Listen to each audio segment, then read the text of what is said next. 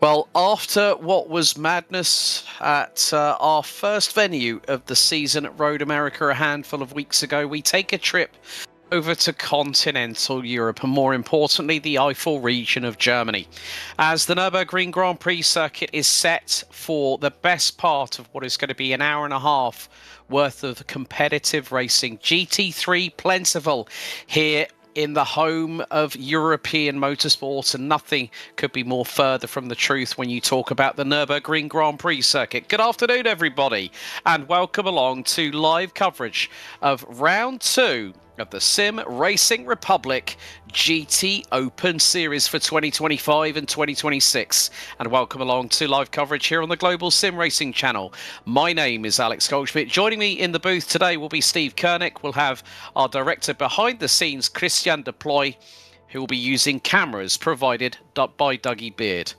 The Nürburgring is one of the most challenging circuits in the world. And to give you a little bit of a refresher of how to master the Grand Prix circuit here in the Eifel region of Germany, let's hand it over to our GSRC track guide. Welcome to the Nürburgring. Often overshadowed by its older, bigger brother, the Nordschleife, the Grand Prix course has actually accrued quite a bit of history itself. This modern circuit was built in the early 80s as a replacement for the lesser-known Southern Loop. And while it was updated and extended in 2002, it stayed roughly 3 miles in length throughout its history. However, the addition of the Mercedes Arena brought about a total of 6 different layouts to choose from, with the longest including 16 turns. Though not as fearsome as the Ring, it's technically challenging and carries its own fair share of elevation change. Plus, the types of corners come in a wide variety, ranging from the heavy braking into the sharp hairpin of the first turn, to the swift Schumacher S, which is still not quite flat out in a lot of modern cars. Passing can sometimes come at a premium, and drivers are often forced to get creative if they find themselves stuck behind a competitor. But the difficulty that elicits mistakes means that patience can pay off for those who stay diligent. While Formula One raced here on and off for a few decades, it now mainly hosts GT and touring car racing, along with some lower-tier open-wheel series. In the end, race fans certainly shouldn't overlook the importance of this German circuit. While it may not carry the fame of its counterpart, it holds up well and helps keep this worldwide phenomenon relevant to modern racing.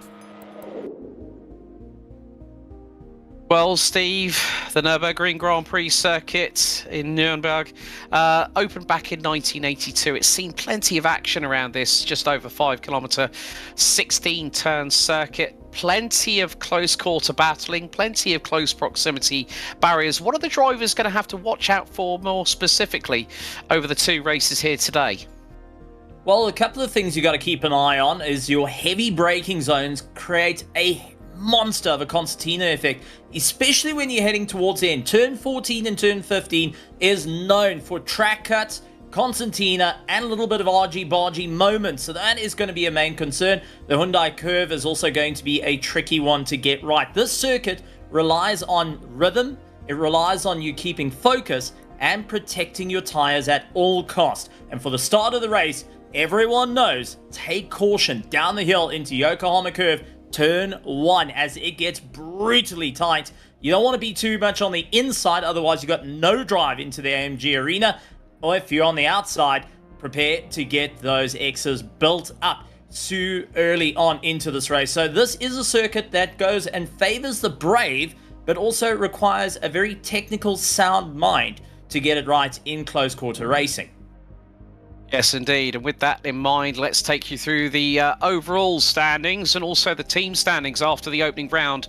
A couple of weeks ago at Road America, Ryan van der Rijp leads the way on 68 points in GT3 Pro ahead of Corbin Lenaway, Alessandro Tokyo, Daniel Mills, Noah Zwagi, Frit Kukuk, Michele Velazzi, Davide Pezzi, Antti Terho and Oya Hugo round out your top 10 in the GT3 Pro driver standings. Steve, how are things looking in the Team Pro standings at the moment after the opening round? After the opening round, it's been quite interesting. Mantine Racing Pro currently lead out the pack with Impact Sim Sports, 07 Racing in third. Absolute Motorsport, Asalith is sitting in fourth. USS Sim Esports is lying in fifth. Def Sim Racing Pro is in sixth place and looking to get the climb back up through the order. GT Dynamics in 7th, Ice Storm Velocity in 8th, 9th is Hyperion Racing, and Lion GP in the top 10, hoping for a victory here today.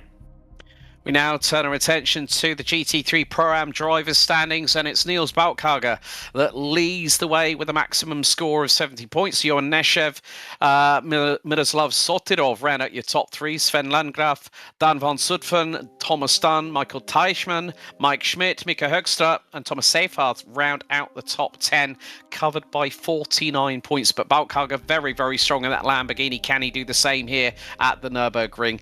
And we'll hand over to Steve for the Pro-Am teams standings as they are at the moment.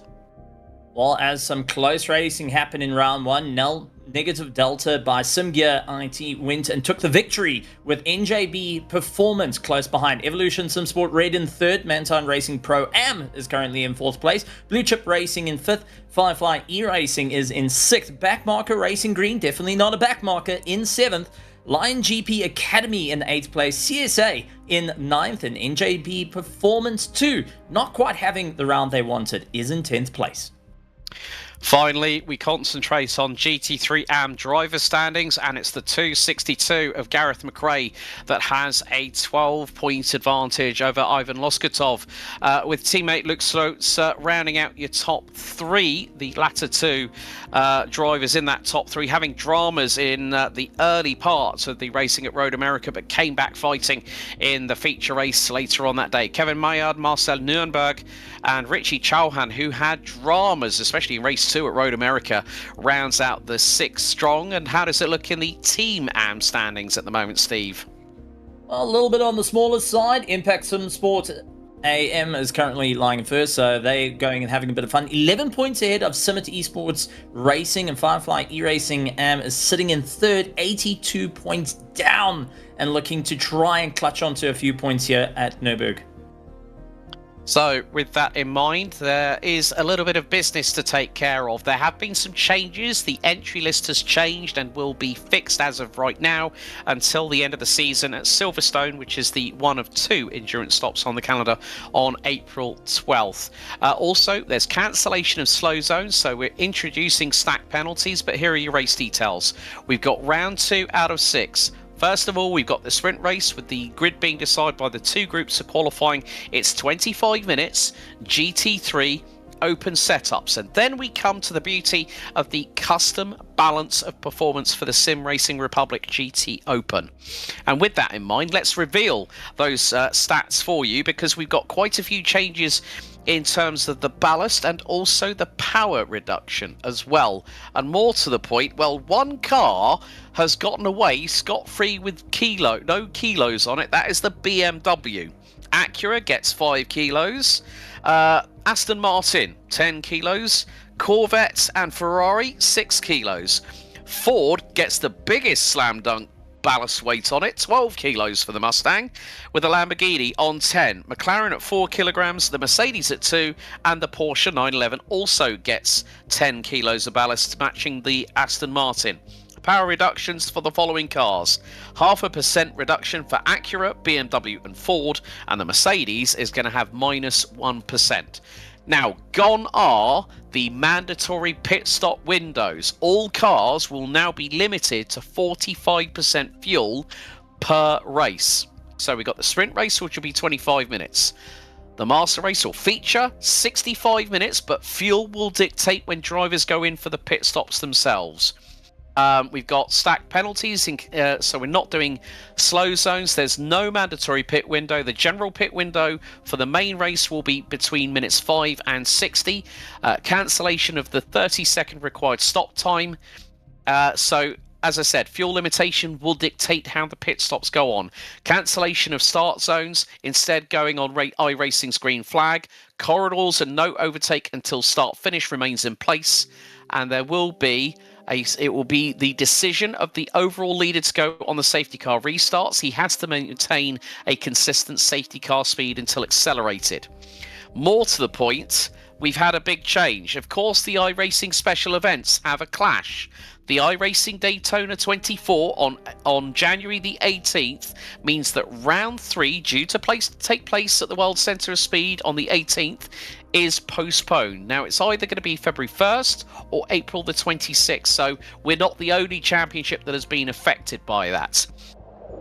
But now we are going to go trackside into the last bit of qualifying, and Corbin Lenaway has gone top of anybody, but it's getting very, very close. We've got Norzwagi, Michele Velazzi, Oya Hugo, Sven Beber in the GT3 Pro-Ams take a bow. The 196 at the minute, currently running P5, and it's Richie Chauhan in the 212 for Impact SimSport that has taken pole position in the GT3 AM side of things. It really does show that this SimRacing Republic GT Open is very, very feisty here, Steve. I mean, especially after what happened last time out at Road America. I completely agree. And what we got to see at Road America is how close both the Pro-Am. This is what makes it rather interesting to see how the drivers are going to really step up the pace. With little time left in qualifying, everyone that's crossing the line, get their laps in, and they're going to have to be content with being, like in the case of first and second in Pro, 0.028 of your competitor. 48 cars. That's a big grid. It's a bit like the GT3 division of the Nurburgring 24 hours.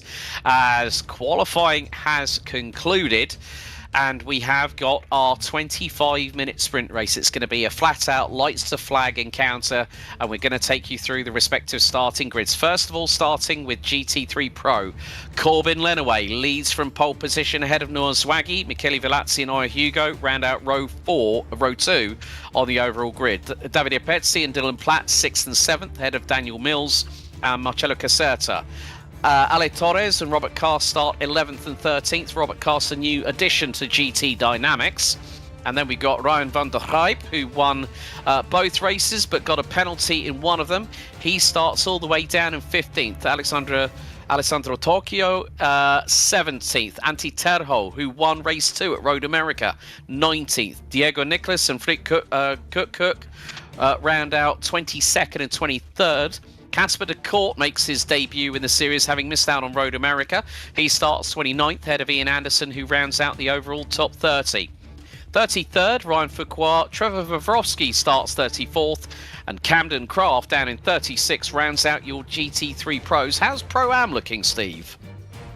Well, looking at the Pro-Am, it's been some incredible pace, but it's Evan Barber who currently sits in the top spot. He's going to be really trying to chase in and lying 5th. Daniel Dorschild is in 12th, with Johan Nursev in 14th. 16th is Dan Zupton, who will be going and fighting out in that huge battle. Niles Buckage in 18th. 20th is going to be Sven Landcroft, along with Daniel Magoni. 24th will be Mike Schmidt. Mario Slav Satorov will be in 25th. And 26th is Michael Tretschmann, who's hoping to get the jump off the line. Finally, we go to GT3 AM. Ricky Chauhan will start from pole position ahead of pole sitter from last time. Gareth McRae, Kevin Maillard, Ivan Loskatov, Luke Slutz and Marcel Nürnberg will round out the... my apologies there. I think that's GT3 Pro-Am, but there's a big old list. So we've got the likes of Hoekstra, Jones, Fanozzi, Kraus, Bear, Seifert, Jones, Stefano Kovac, Dunn, Larson et al. So one more page for these. Wesley Ewan and UP Simmons round out 40, the last couple of rows on the grid, or positions on the grid. Is going to be Chauhan versus McRae. They start, well, Ricky Chauhan qualified P10. That's a great one by the 212. And he starts 22 positions ahead of Gareth McRae. Kevin Maillard starts 37th ahead of Ivan Loskotov. Luke Slutz and Marcel Nürnberg bringing up the rear of the field. This is going to be more than appetizing. It is going to be rather spicy, as we will have a lot of racing action over the course of the next 25 minutes as we are set to go to green. It's going to be the likes of Michele Vilazzi et al. That will bring us to green as we are ready to go racing here for SR GT Open. We go green here at the Nurburgring, and Sven Weber is going to lead, is going to try and see what he can do, but they head into turn number 1 at a big rate of speed, and someone dive bombs, and it causes Skittles to scatter like nobody's business into the Yokohama there. Unfortunately, it looked like a car going absolutely backwards, trying to slow down. Unfortunately, our leader is also getting a little bit boisterous as a door-to-door, and we've now got a battle of 3 cars for first place. Not often you get to see that out of the AMG curve, and now it's going to be the charge down the line. Remember, tires are ice cold on these cars, and they're having to be so careful under braking and really still keep up the push. 25 minutes is not a lot of time to be at the top of the order, and especially to try and get these tires up to temp. Yeah, looks like Robert Cast from GT Dynamics and Daniel Mangione in the number 35 entry have both have both hit trouble. They are both in pit lane, so a bit of a shame there for the number 35, who has got all the way down to 22nd, and we got further dramas. Oh no, that's one of the Mustangs. I think that might be. That is, well, it's. I thought it was, yeah, Marcello Caserta, who luckily enough got spun around, pointing the wrong way. I thought Road America was going to be feisty. They brought the heat here and the Chinese fireworks to the Nurburgring here, Steve. It's absolutely brawling with one another, and the track is not warm at all. It's 19 degrees out there, so everyone just battling for grip. In the moment that you start getting into these close quarter fights and you land up getting a bit of air blown over, you get that error wash and it lands up in a world of hurt.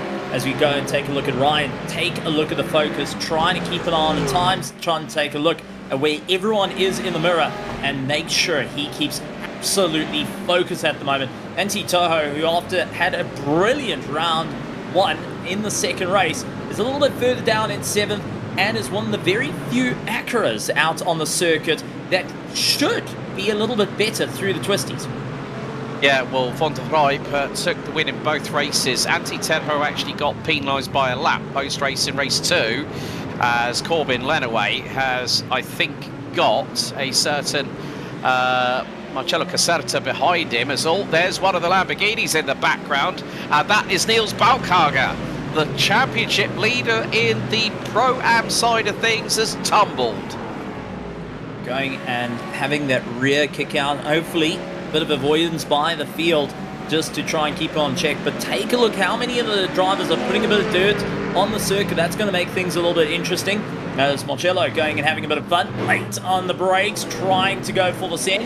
And with no nose on that Chev, he is definitely feeling it. So the Absolute Motorsport Asilith car not having the easiest of drives and going to be facing a bit of understeer, starting to build up, and we can already see as he's pushing harder and harder to try and hold on to that top 10 at the moment, while getting hunted down by a slew of vehicles, including a Mercedes, which will be more than happy to get a little bit later on the break. So he's going to have to really think here, as Freak Cook is hoping to get a little bit of a slipstream and down towards the hairpin get onto the power. Yeah, Freak Cook for Maniti Racing Pro up into 10th in the class, gets through on the understeering car of Marcello Caserta, who also had no front bumper on that car at Road America last time out, as Michael Teichmann from the Lion GP Academy car gets spun at the Hyundai N curve Oh, the man from Mexico, now based these days outside of Germany, he's having to wait all the way until he's waiting now.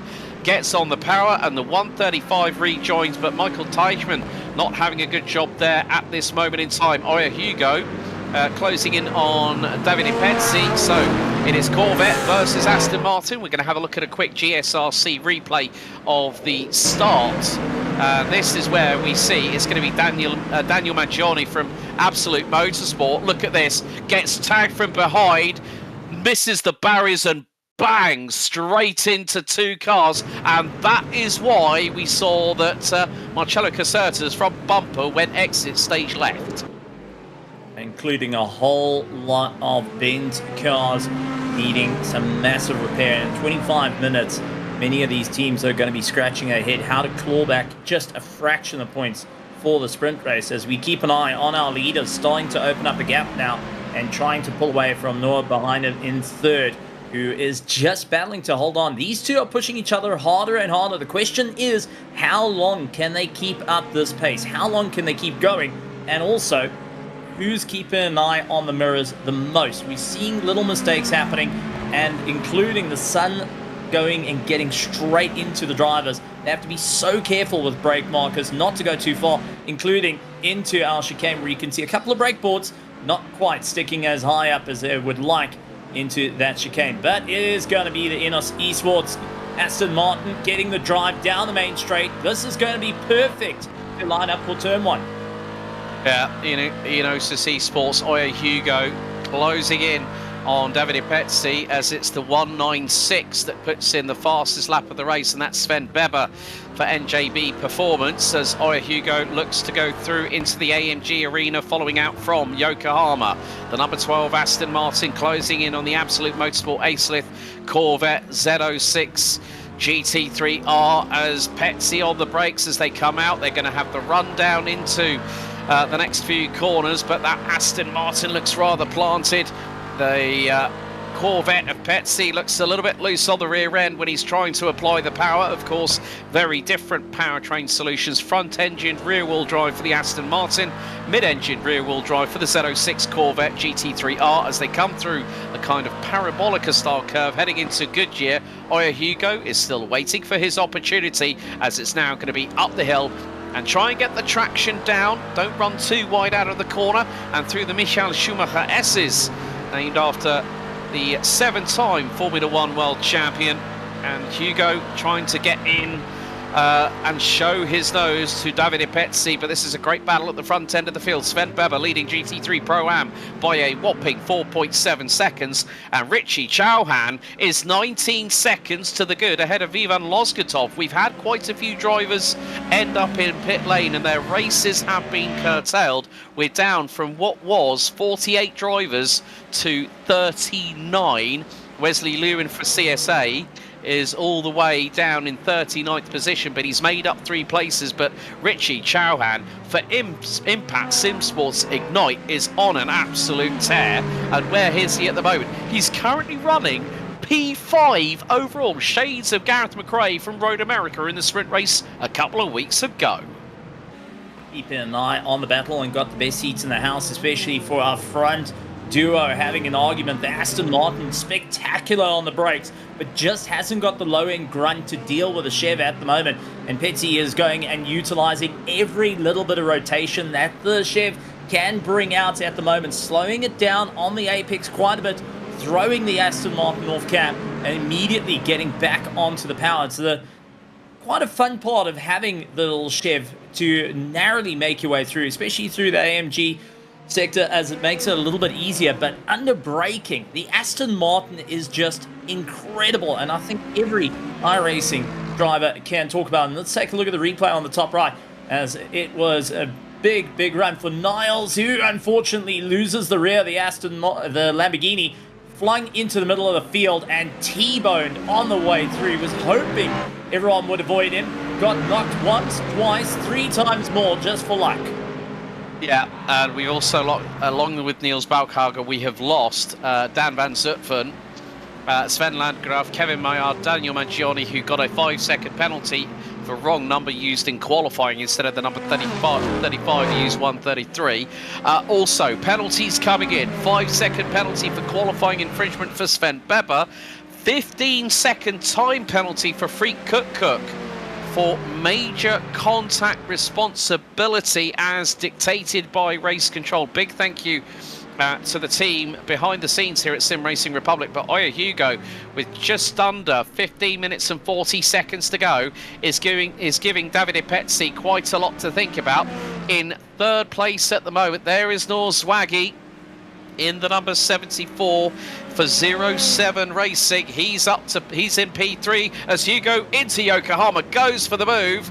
Can he get round the inside and line it up for the AMG Arena? Oya Hugo for Ionosis Esports in the Aston Martin number 12 takes the race lead here on lap number 7. Great move by Oya Hugo to get through, and Davide Pezzi couldn't really fight it, but now he's got a lot of Detroit muscle power behind him as Noah Zwaggy from 07 Racing closes in. But Sven Beber, despite the fact he's got a 5-second time penalty, he's running a genuine P4 in the NJB Performance Lamborghini with the brightest, pinkest alloys you could have on a GT3 car if you even tried. Well, the one thing about having 5 seconds, it means you just need to be 5 seconds ahead of your competitor. And that was what he's aiming to do at the moment, hoping to get that little bit more of a climb. But Sven needing to really think what he has to do here to try and capitalize, to move forward, as he can see the fight for the top 3 has just gotten a little bit more. Zwaggy getting into the brawl, wants to get past Pezzi as quick as possible and get onto the back of Hugo, knowing that Hugo can break that little bit later. He can really gain a little bit of time. And unfortunately for Thomas, NJB Performance having a rough time. One Lambo gone, and second one sent into oblivion again with a bit of contact, unfortunately. It's minor contact, but it's still enough to throw him down the order. NJB Performance just not having their day for Heat 1 here at the Nurburgring. Yeah, and that looks to be one of the Hyperion cars that made contact with Thomas Seyfarth. We saw the replay picture, so it would have either been one of the 3. It would have been Camden Craft, Ryan Fuqua, or Luke Wallace. Luke Wallace showed really, really good pace as we see. Look at the dive bomb trying to go under the braking by Sven Beber. He has got about a 5-second advantage over his nearest competitor in the 141 for Firefly iRacing and the Mustang GT3. That's Daniel Dorscheid, and this being a home circuit for quite a few of the German contingent, as we see Miroslav Sotirov for Negative Delta by SimGear.it has got a black flag penalty and has to go through the pit lane. So unfortunately for Miroslav, it's not going to be a good one. And when you think about it, insult to injury for the 182. He's just been given a 5-second time penalty for contact with the 199 of Alessandro Vanozzi, who has also been in the thick of things. But it just goes to show that was the third of the Absolute Motorsport Acelith cars. So at least the main thing, Davide Pezzi seems to be flying the flag for Absolute Motorsport at the moment. So there you go, minor contact responsibility, 5 seconds for car 182. That will be added on post-race to the sprint. And obviously with the sprint itself, the results from this will then decide our grid for the 65-minute master or feature race as we ride on board with Sven Beber. He's opened the gap to Daniel Dorscheid to just shy of 5.8 seconds, but look at this. It is absolutely nose to tail between Hugo that leads, Pezzi in second, followed by Nurburgring, and Sven Beber really punching above his weight, leading the Pro-Am class. A little bit further back, there is going to be Richie Chauhan, who's doing a really, really good job, running still at the moment, 5th overall. Even Loskotov for in the 249 entry in the Simit Esports BMW M4 GT3, despite having no ballast and having a 0.5% reduction in power. It's not impeding Loskotov, who's moved up 2 positions in his class at the moment. But more to the point, this is a great battle, and this is with 3 from the pros, 1 from the Pro-Am, and the Am is closing rather quickly, even though that Mustang has got, let's just say it from this perspective, the most success ballast. Noah Swaggy is punching well above his weights, as we see the CSA Mercedes of Joppy Simon's picture in picture. He's having a little bit of a battle at the minute, so hopefully that's with I think that might be with possibly Michael Teichmann, but I think it might be, yeah, Minislav. So yeah, I think the Marcel Nurburgring, you could just see how close it is. I mean, when you got 45 plus cars running for real estate around this 3.2 mile, 5 kilometre circuit, it's a bit like sticking all the like when the British Touring Car Championship in its heyday in the S2000 class had about 35 drivers at Brands Hatch Indy. There wasn't room to breathe. Absolutely. And well, I've got to point out, as our director says, if you got a good-looking livery, that means you're the fastest car out there. And Yuppie's definitely caught the eye of our cameraman. But taking a look at Corbin Lenaway going and trying to put the pressure on, he's hoping to get a little bit more of a climb. Currently lying a little bit down in 8th place. He's got Ali Torres just ahead of him and wanting to clear past the Impact Sim Sports team, hoping to get some good points here at the Heat 1 to ensure that they can move forward. Remember, they've still got a Heat 2 after this, a little bit of a cool down just to try and get themselves back into the fray. But with only 9 minutes and 26 seconds left, this is where you have to dial it up to 11. And Corbin's starting to understand that fact. He wants to move forward. He wants to go on the chase.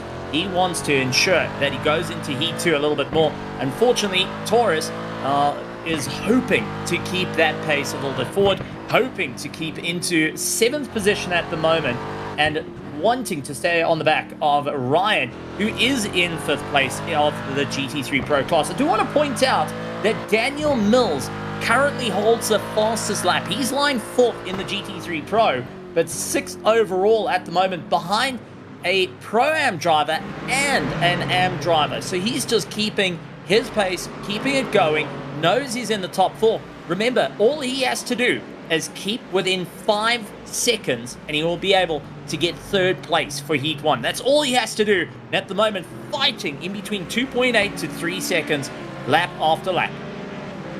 Yep, so the timer is counting down. We are seeing a few incidents being looked at by our race control team. So it just goes to show that they were absolutely well, it was more than scratching heads. It was more like a case of, okay, we're going to look at all of these after the race. So that just goes to show how quickly things can change. As we see Camden Craft battling away. That's with one of the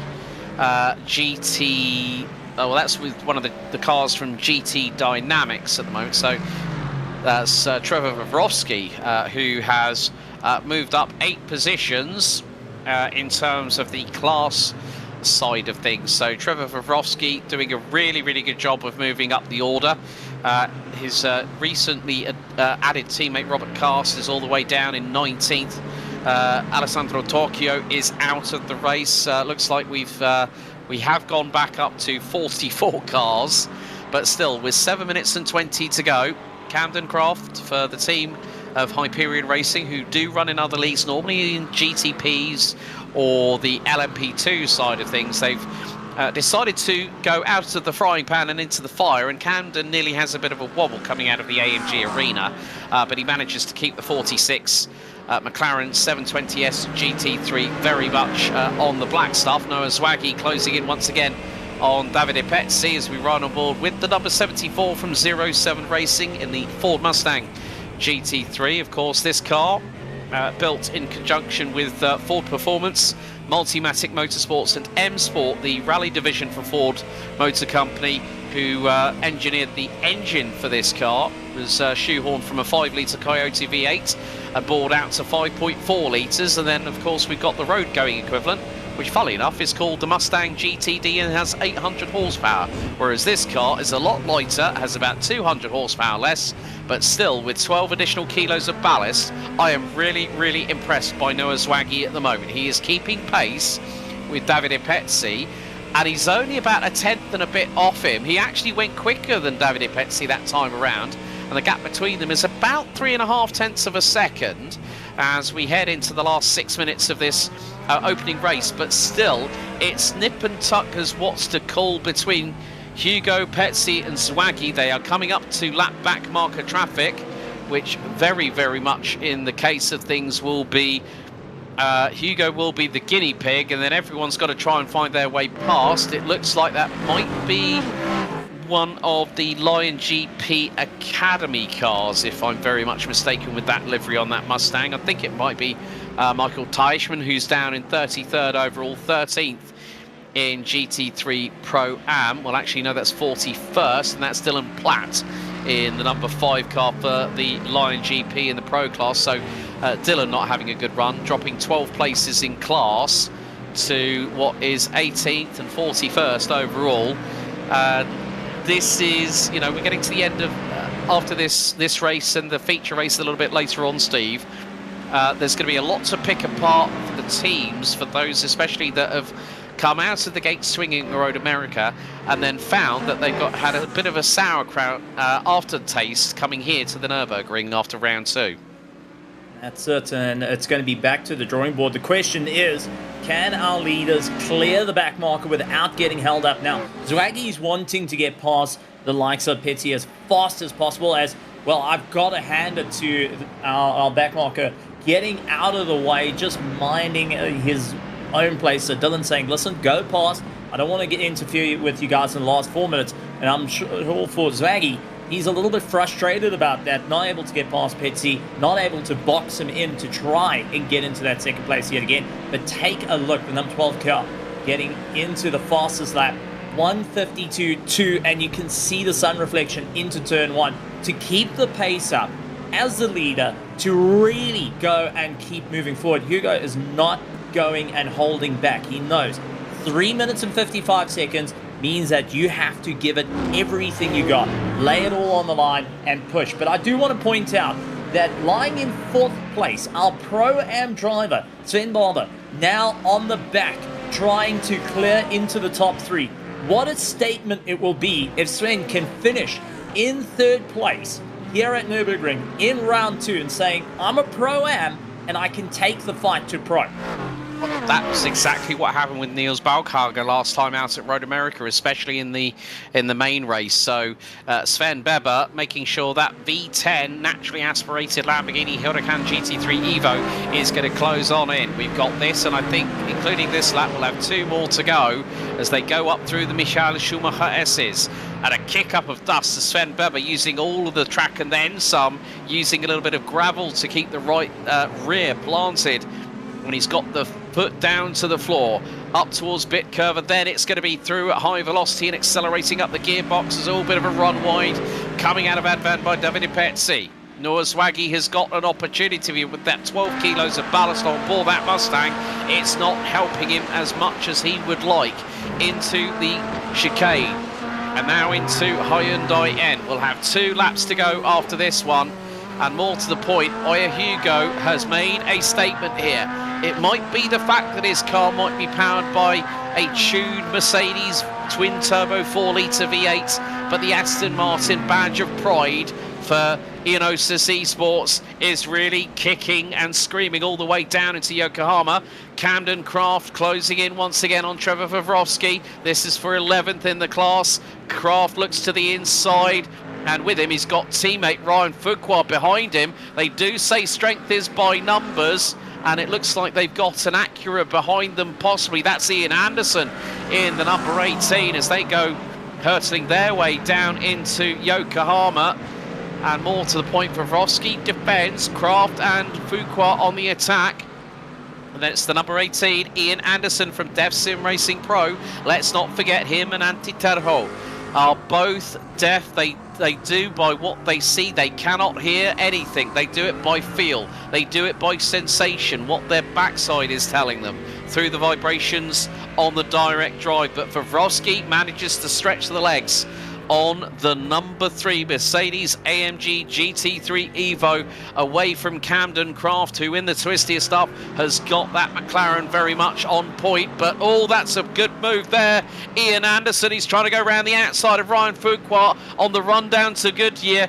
The Acura is not going to have the speed, but on the brakes to the inside goes Anderson on Fuqua. Can he get the traction up towards the Michael Schumachereses? Fuqua runs wide. Anderson to the outside. Is he going to chance it? He thinks better of it, but he gets the overspeed through the second part, switches to what's going to be the outside.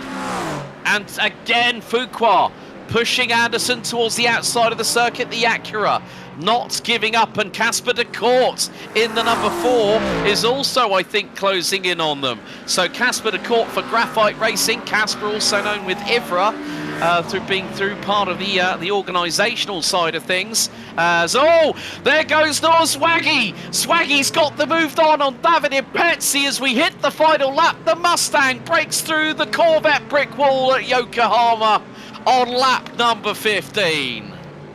Swaggy just centered down the inside. He knew that he had to get that pass done and dusted. It's the final lap for the drivers for Heat 1, and Swaggy wants that second place. Now the question is, can David Pezzi go and get the momentum, or has he cooked his tyres and is battling for that little bit of grip? He's just braking a fraction earlier, losing a bit of time. Hugo, on the other hand, starting to get away and try and get a little bit more room, but at the moment, Mills is close enough to go in for the top spots, wants to be on the podium, and unfortunately for Swaggy, he's lost too much time to be able to walk away. So this is now his fight to cross the line in second place, but however, will be falling down into 4th. But take a look at Hugo.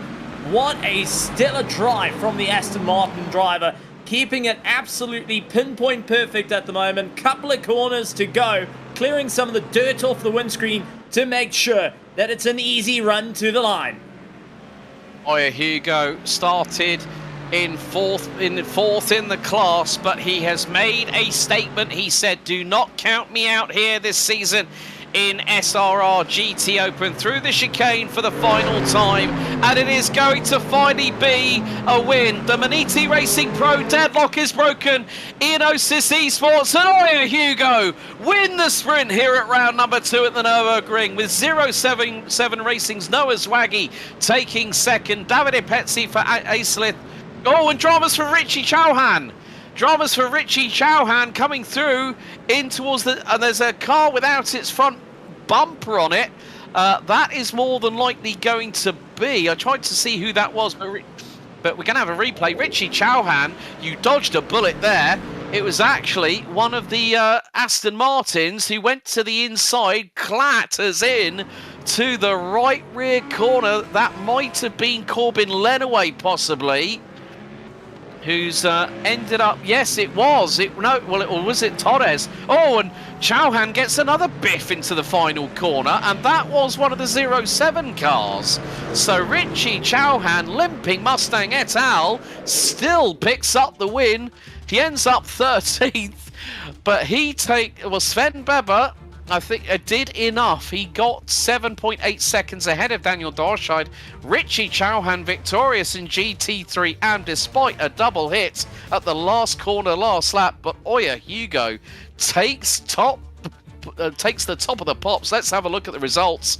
Oya Hugo wins by just under 9/10 of a second ahead of Noah Swaggy with a 12-kilo laden ballasted Mustang. Davide Pezzi rounds out your top 3. Ryan van der Rijp takes 4th ahead of Daniel Mills. Ale Torres, Antti Terho, Michele Velazzi, Corbin Lenaway and Frick Kuk round out your top 10 in GT3 Pro. Trevor Vavrovsky, Camden Crafts, Ryan Fuqua, Ian Anderson, Casper de Court round out the top 15.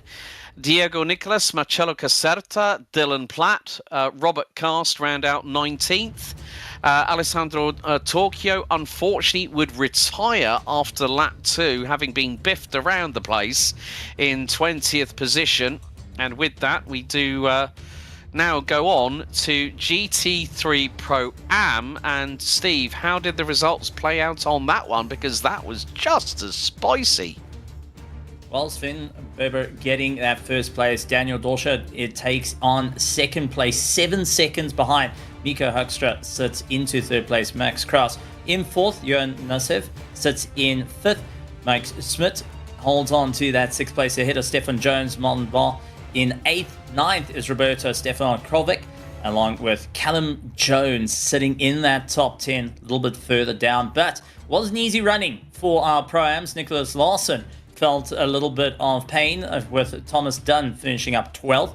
Michael Tichman down in 13th. 14th is Yuppie Simons, the South African, getting ahead of Alessandro Venasi, who unfortunately landed up in the dirt and lost a bit of time. Mario Slav Satov goes and sits in 16th. Wesley Lewin in 17th position behind his teammate. Thomas Seyfarth in 18th. 19th is Dan van Suppen, along with Sven Landgraf in that 20th position. But you can already see how the incident in turn 1 affected a number of drivers. Niles Buckage and Daniel Magoni, unfortunately, are two of those drivers that felt for the turn 1 incident. I've just had confirmation from Race Control that Ryan Fuqua and Daniel Mills will now receive a 5-second post-race penalty for minor contact responsibility. We now turn our attention to what was drama for our eventual winner.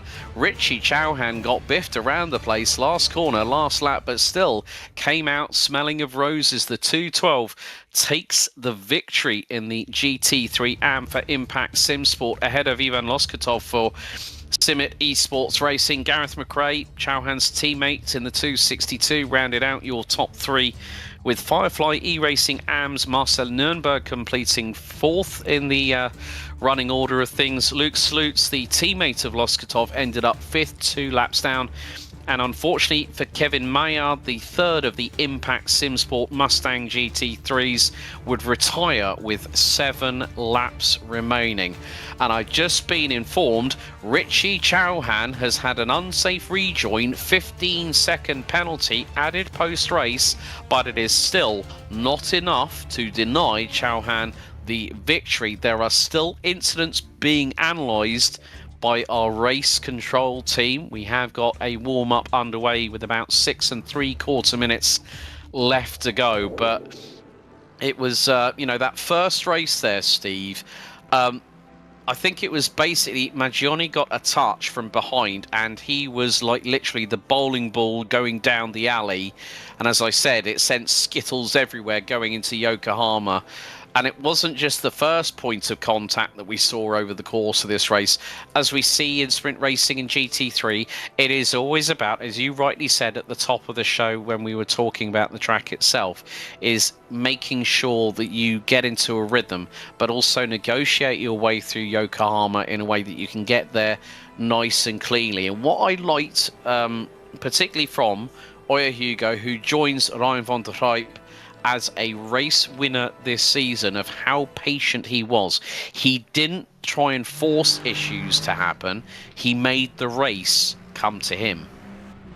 That's it. It was a very interesting race one, that is for certain, with a few drivers that are walking away bruised and battered. However, switching to Heat 2 is going to be the big tell here, because we got to remind everyone it is a longer drive, which means your setup is going to be different. Yes, you're restricted in your fuel tank, but now your tires are going to be they've got to be less aggressive in terms of usage. The last thing you want to do is have your 25-minute sprint setup, which is meant to get the tires up to temperature quite quickly, and you're in for the fight for 25 minutes. Now, it's a little bit longer. You have to try and conserve that. Are we going to see tire changes? Are we going to see drivers going to stay on the same set of tires to push that little bit further?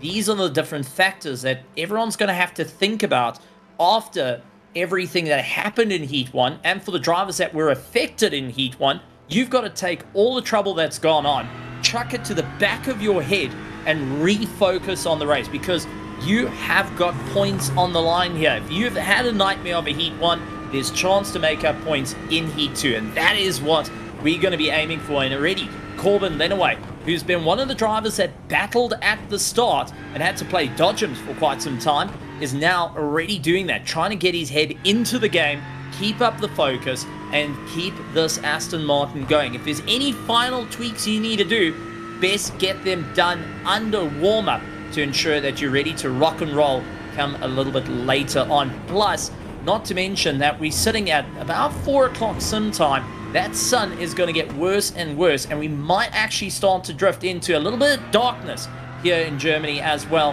which does play a little bit more of a difficult situation, especially coming down into turn 1, as the brake markers on the left-hand side tend to disappear into the shadows, and you land up having a problem nailing on the brakes, hooking in for the right. You don't want to go too tight, and many of the drivers in the darkness just prefer to hug those curbs to feel their way around. Yeah, there's quite a few incidents actually being noted on the race control decision sheet. Trevor Vavrosky has been given a 5-second time penalty. Luke Slutz has been given a 10-second time penalty for moderate contact responsibility. Now, this was involving... Now, Luke Slutz is in the 248 car. It involved car 197, Niels Balkager, then car 73, which was Alessandro Torchio, and then also the 285, which was Kevin Maillard. Now, how race control have said to this, that, well, he's got the driver's got he's got 2 penalty points for the incident, well, hang on a second, a big old stack of points for penalty points for Luke Slutz. So the 197 spins on its own. So Balkager over-rotated under his own, well, he just rotated, as we saw, and he held his brakes, but he unfortunately didn't track over. So 73 and 285 did not see him. So that was Maillard and Torchio. 248 clearly sees this, so that Luke Slutz clearly sees the incident and doesn't act appropriately, holding their brakes. So at that point, Luke Slutz has been given a 10-second time penalty. Also, Ian Anderson having contact with Casper de Court in the number 4 car, the number 18, who has received a 5-second time penalty for minor contact responsibility. For Richie Chauhan, the 15-second time penalty was due to, under reason 3.7 under regulations, unsafe rejoin. So Richie Chauhan, if that unsafe rejoin was any more unsafe, I think he would have lost the win to Daniel Dorscheid on that particular occasion. But that just goes to show, folks, that when we have these sprint and master races, so we have the 25-minute sprint, it seems like everyone just tends to get their aggression out on that. Then the 65-minute race, we saw at Road America, it did get a little bit fruity there as well, to be completely honest. But when we go to the endurance races, which will be 90 minutes, so there won't be any mandated pit stops, but with the change in regulation, bringing in this 45% fuel limit, I think, Stephen, is going to make the action a little bit more exciting. And as you said, there's going to be less degradation. There's going to be still that strategic point of where the drivers and the teams will have to watch their tyre deg, but it's more the fuel rather than the tyres dictating the races. Exactly, but if you change your tires, it's ice cold. So there is that little bit of factor, thanks to the new iRacing tire development. It might be more beneficial to stick out and see if you can do 2 runs on the same set of tires. But you did bring up about the penalty points, and I do want to touch on that. For a couple of drivers that got the wooden spoon, well, if you got any car that exceeds a total of 9 penalty points that gets issued, they will be disqualified from the race. If they get over 12 penalty points, they will be excluded or suspended for 1 race as well. So after the little bit of contact that has been had, they have to go back to the rulebook and try and figure out what's going, because it does make things a little bit more of a issue trying to get yourself going. That being said, we are looking forward to the race at hand. Yes, indeed. We're very shortly getting underway, so it's time to take you through the grid for what will be our 65-minute feature or master race here. I prefer to call it feature, to be honest with you, but it is going to be a start from pole position overall for GT3 Pro. Oya Hugo and Norzwagi, that's Enosis Esports and 07 Racing. Then it is Davide Pezzi, He'll start third. Ryan van der Rijp for Maniti Racing Pro will start P5 ahead of Daniel Mills. Ali Torres starts 8th ahead of Antti Terho and Michele Velazzi, who round out the top 10. Corbin Lenaway and Freek Cook will round out the top 6 rows on the grid. Then we go down to 17th position with Trevor Vavrovsky, who will be joined by Camden Craft on row 9. Row 10, completing the top 20, will be Ryan Fuqua and Ian Anderson. Casper de Court starts 21st, Diego Nicholas 26th, Marcello Caserta 27th, Dylan Platt 41st, Robert Cast 44th, and Alessandro Torchio will start down in 46th position. And I'll hand over to Steve to take us through our Pro-Am grid for race number 2. Well, starting in 4th place is going to be Mr. Beber himself, with Dorshed in 7th position. A little bit of room between them as they're finding out. Hoekstra sitting in 14th. Right next to him is Max Kraus, followed by Nesev in 16th. Max Schmidt sitting in 22nd with Jones in 23rd. 28th is Marvin Barr with the likes of Steven Kovanik in 29th. And 30th is going to be Callum Jones, hoping to keep up the fight as well for our Pro-Am. A little bit further down, though, 31st is going to be Nicholas Larson, Thomas Dunn in 32nd, Michael Chechman in 33rd, with a little bit of a gap. Yuppie Simons in 35th, with the likes of Alessandro Venozzi in 36th. A little bit further is Mario Salav Satov, who has got Wesley Lewin, Thomas Surfarth, Dan Zuperton, along with Sven Landgraf in 43rd position, hoping to keep up the drive. A little bit further down, the last of the two is Niles Buckage, along with Daniel Magoni in 48th position. Moving on to our AMs, they have done an incredible job after race 1. Richie Chauhan starts 13th, Ivan Loskotov 24th ahead of Gareth McRae in 25th. Marcel Nurnberg starts 34th, Luke Sloot starts 39th, and Kevin Maillard starts all the way down in 45th position. Just to give you a quick rundown of the top 3 in the respective championships for the Master standing, Van der Rijp, Torchio and Mills are your top 3 in Pro. Baukhagen, Neshev and Sotirov top 3 in Pro-Am.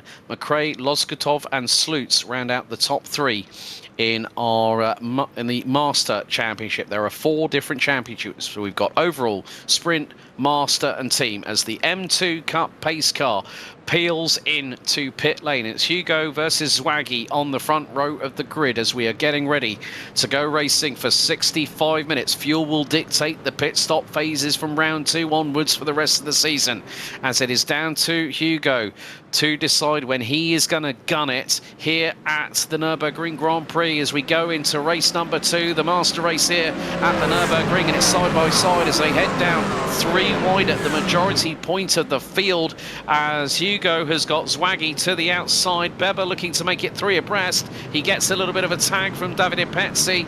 But in the meantime, Ryan van der Rijp in the Mercedes from Maniti Racing Pro manages to get round the outside of Davide Pezzi, but there is a spinner. Oh no, that's drama. That is big, big drama. Davide Pezzi involved, and he has tumbled down the order big time. Oh, unfortunately, turn 1, turn 2, cold tyres once again taking a few people out, and we got a McLaren having a super drift. And big incident. That might have been Croft that's further down, or Vorovsky. Yeah. Antti Terho's involved. Oh my goodness me. Well, not where you want to start a 1 hour, 4 minute left and we've in got the race. And we've got our first caution. We've got a caution. Trevor Vavrovsky, mechanical black flag. Max Kraus, mechanical black flag. Richie Chauhan is out of the early going, so it means that Oya Hugo becomes the de facto pace car. What on? Well, we saw an early caution at the main race at Road America 2 weeks ago. I mean, myself and Mr. Sperry will definitely testify on that one because we saw it right in front of us and everything kicked off by around about turn 3, turn 5. But here it was turns 1 and 2 in the pit lane. Marcello Caserta, Ian Anderson, Camden Craft, Trevor Vavrovsky, Alessandro Torchio is going to be absolutely despondent after this race here at the Nürburgring. Max Kraus in Pro-Am, Marcel Nurnberg and Richie Chauhan also in pit lane. It is a big amount of cars that were involved in that secondary incident, and that was coming out of turn 3 following the Mercedes AMG Arena. We're going to have a look at the GSRC replay. So it was basically, yeah, Sven Beber to the outside. and you see Von der Ruyp to the inside, and that was the other of the Diego Nicholas. And look, Antti Terho. Oh, the man from all I can say is try and pick apart that and just say it's like an Eton mess. It's all over the shop. It's absolutely nightmare situation. Well, one thing we got to talk about is how this procedure works. For many people who are just joining us for the very first time, massive welcome, and first time seeing a full course yellow. All the cars have to be on their pit limiter, slowing everything down. Race control will be talking them through, and we'll have a countdown before they can get released. A 30 seconds countdown before it's green flag underway racing yet again. So all the drivers now sitting on their pit limiter. You'll notice they're all to the right-hand side, just in case they need to move cars around. So they'll put them back onto the racing line and get them going yet again. And our full course yellow, that's the pace car now coming out and rejoining. So it's going to be 3 laps behind the pace car starting now for each of our drivers, unless race control deems that they can go down a little bit more. However, there is a lot of cars in pit lane getting some severe work done to their cars to get them back out yet again. Yep, so we've got another GSRC replay coming up. Davide Pezzi, so Diego Nicholas turns him around, and then all of a sudden Davide Pezzi, he's not the only one that gets spun. I think that was when Richie Chauhan got spun. Davide Pezzi manages to spin the car around, but he's waiting to rejoin, but he has ended up rejoining in 13th place in GT3 Pro, but that has put him all the way down to 32nd. Antti Terho and Frick Cook 35th and 37th respectively. So Chauhan, Kraus. So this is what happened to Richie Chauhan. He gets spun around there, and that could have been Corbin Ledaway that I think might have caused the incident. And Casper de Court's coming to pit lane. So that was, now there was one of the Maniti that was probably one of the Maniti Racing Pro-Am cars, I would have thought.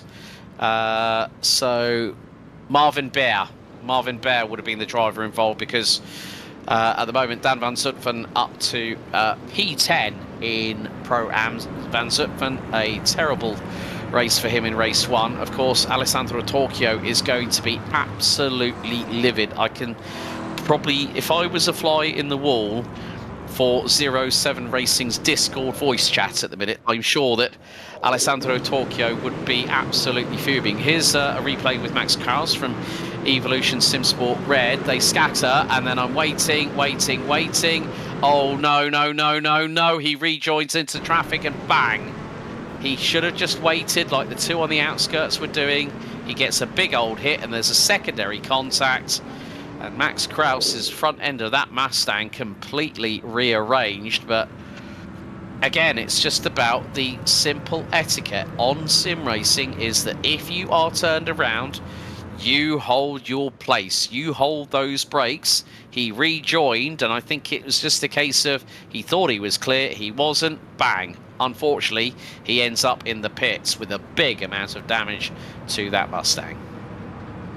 Ford definitely bringing out all the suspension parts. Richie, once again, having his front suspension utilized for some oval racing, getting readjusted. But there's a whole lot that comes into it now, because you've just gone and added an extra stop. For the drivers that are still sitting in pit lane, you're getting that repair work done, you're getting that tow sorted out, but at the same time, you might not have enough fuel to get to the end. This is where you start thinking a little bit critically as a driver. Can I lift and coast? Especially for those under safety car right now. You're a little bit on the gas in the higher gears. Try and get yourself rolling and foot right off the gas. Allow it just to coast. You'll see a number of drivers still trying to retain some heat into these tires as they start to cool off very quickly as time moves on. So this is something they need to be well aware of as we take another look at the replay. This is Alessandro trying to carry the momentum out of turn 3 into 4, and unfortunately Mustang in the way. Big knock against that, and he's aimed and just holds weight and hopes not to get hit. Yeah, that was where Alessandro Torchio got turned around as well. So Vanozzi made contact with that was Max Kraus that was in front of him. So yeah, Kraus has turned around and yeah, he tried to make the move, tried to make his way through, did Vanozzi, and unfortunately that was all she wrote for the for Vanozzi in that particular occasion, the 199. But that just goes to show how quickly things can happen, and there is going to be a lot of drivers that are going to be taking on.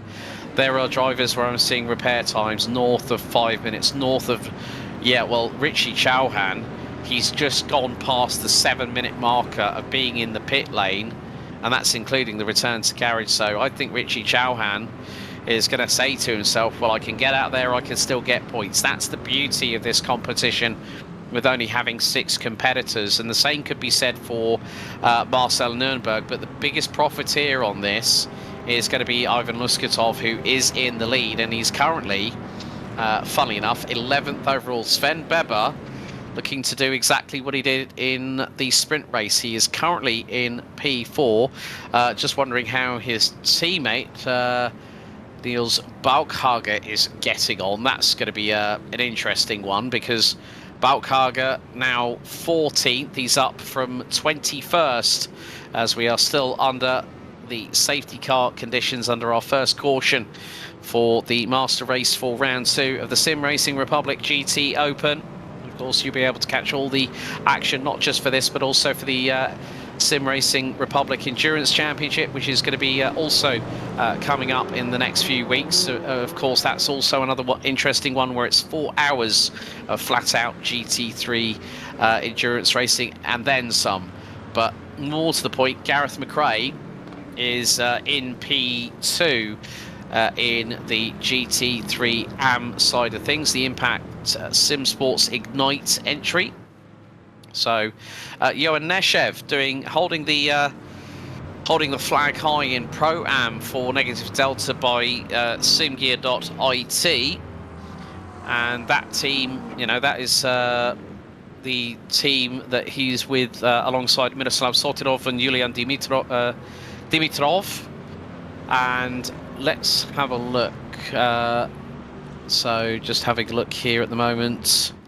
Johan Neshev currently sitting P2, 6th overall as well, I might add. So there's a lot of drivers spending a lot of time in the pit lane. Richie Chauhan, he's going to be more than 10 minutes in pit lane. I think that is game over for the man who started the spinning of sympathy coming out of turn 14 at Road America and went backwards into the barriers. It looks like we are back to green as Oya Hugo blasts away from Noah Swaggy as we start getting things back underway. And look, nightfall is starting to show here at the Nurburgring, and this is where, Steve, this is where the Nurburgring brings another adrenaline-filled, goosebump-filled adrenaline roller coaster. But we've had an incident at turn 1. Daniel Mills involved, and I think who else was involved in that? Might have been possibly Sven Landgraf in the 121. Was the other driver from Firefly eRacing. Mika Högstra on the outside in the Evolution SimSport Red number 102. The driver in the Mustang has had drama. So that's 2 of the cars from the team. Mike Schmidt, where is he at the moment? Mike Schmidt is currently, I don't think, showing up on my timing screen, so I don't think he's in this. Yeah, Mike Schmidt is here, currently 15th in Pro-Am. So Evolution SimSport Red in Pro-Am are having an absolute nightmare at the moment. Högstra turned around, Kraus in the pits, and with Schmidt the only one trying to move up the order. Swaggy at the moment facing what commonly happens with the Mustangs, is trying to get a bit of heat into the tires. He is definitely trying to claw his way back up into a little bit of run. But that being said, he is now in a bit of a difficult situation with the likes of Van der Kroop just ahead of him, trying to get a little bit more movement, trying to see where the Mercedes can come into its own. Hugo already going to run into the back markers that managed to get going before the safety car, and now needs to look into the rearview mirrors. With having the lights on, this is where it becomes a concerning factor, and we got a spinner in the background. That is our little BMW.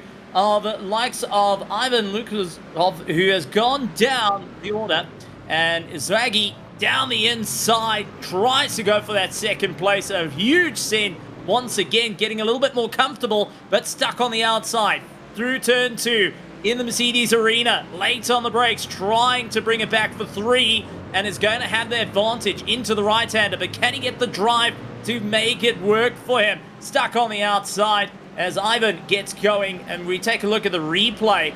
Just the BMW letting go. Those tires not quite up to temp. It's going to take you about a lap and a half, 2 laps. We're down to 18 degrees on the circuit, which means it becomes a little bit more difficult. But with lights on, keep an eye on your mirrors, because now you're starting to have a little bit of difficulty seeing who's attacking and who's not.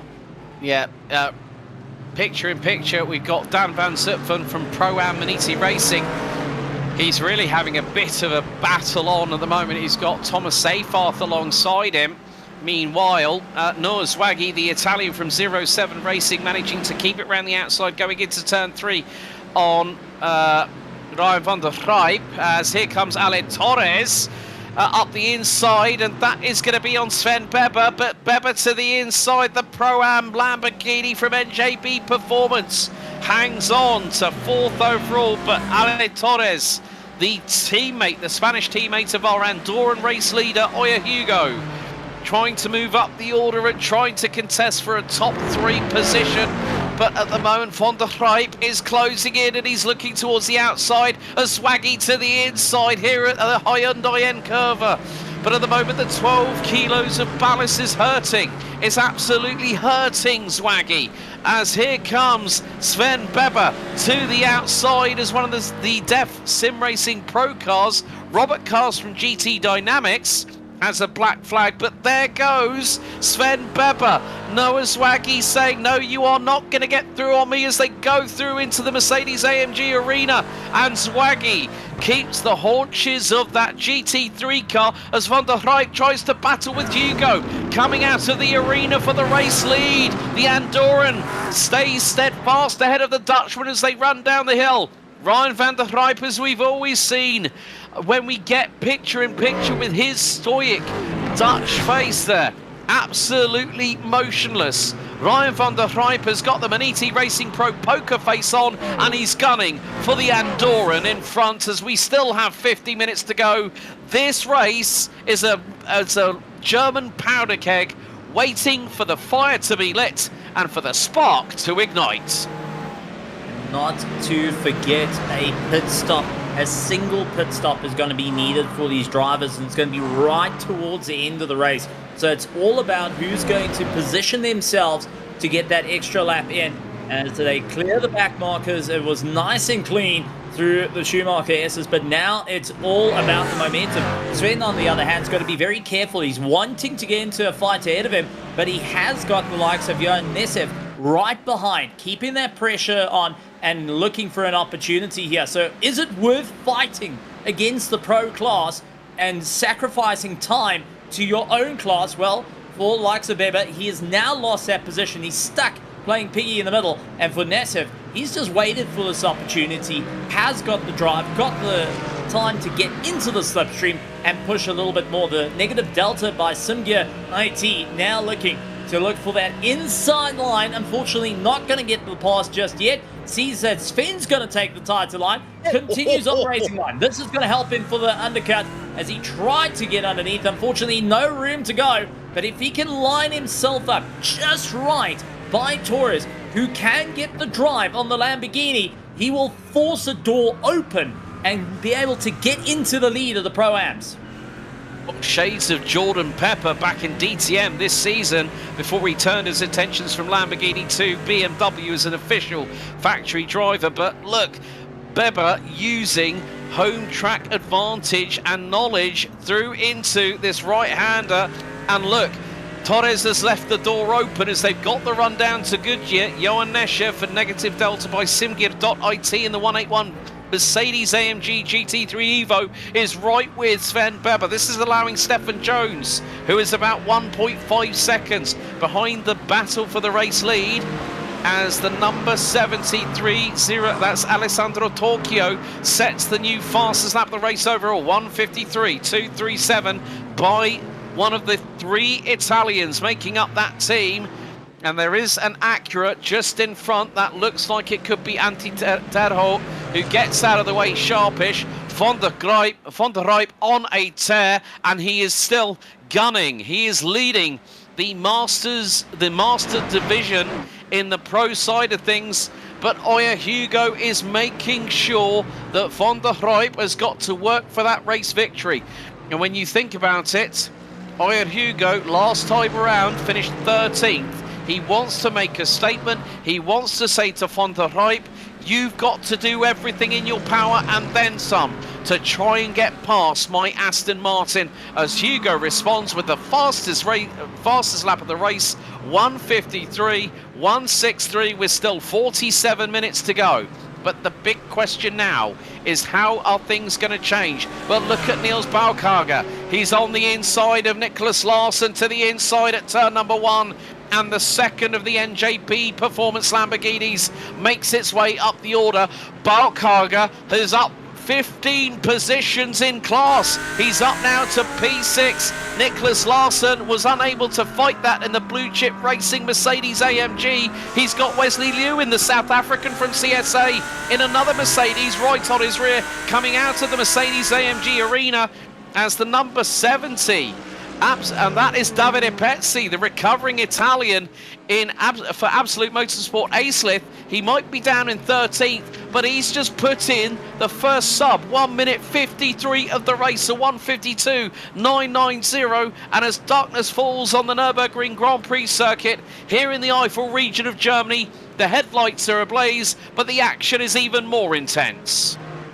Wesley Lewin, usually a driver that prefers mid-engine vehicles and prototypes, getting a little bit of guidance from Yuppie Simons to go into the Mercedes. Now, Wesley is a very competitive driver, but can get overly aggressive in his defensive driving, and he has shown it before. So now it's about keeping that consistency. He's got positions ahead of him. He needs to try and figure out what is the big plan. For the likes of Niels, who has run away at the moment, his mind is, what can I do to make up some time, especially after Heat 1 left an absolute sour taste in his mouth, and the NJB team wanting to really show what they can do to stay in for the fight. But the CSA team have continued on the brawl. The question is, how long can they push? For the likes of Wesley, he's got to focus on what needs to be done right now to move forward. With Nicholas just within arm's reach, Roberto closing up on him, he's got to try and figure out what is the big plan here.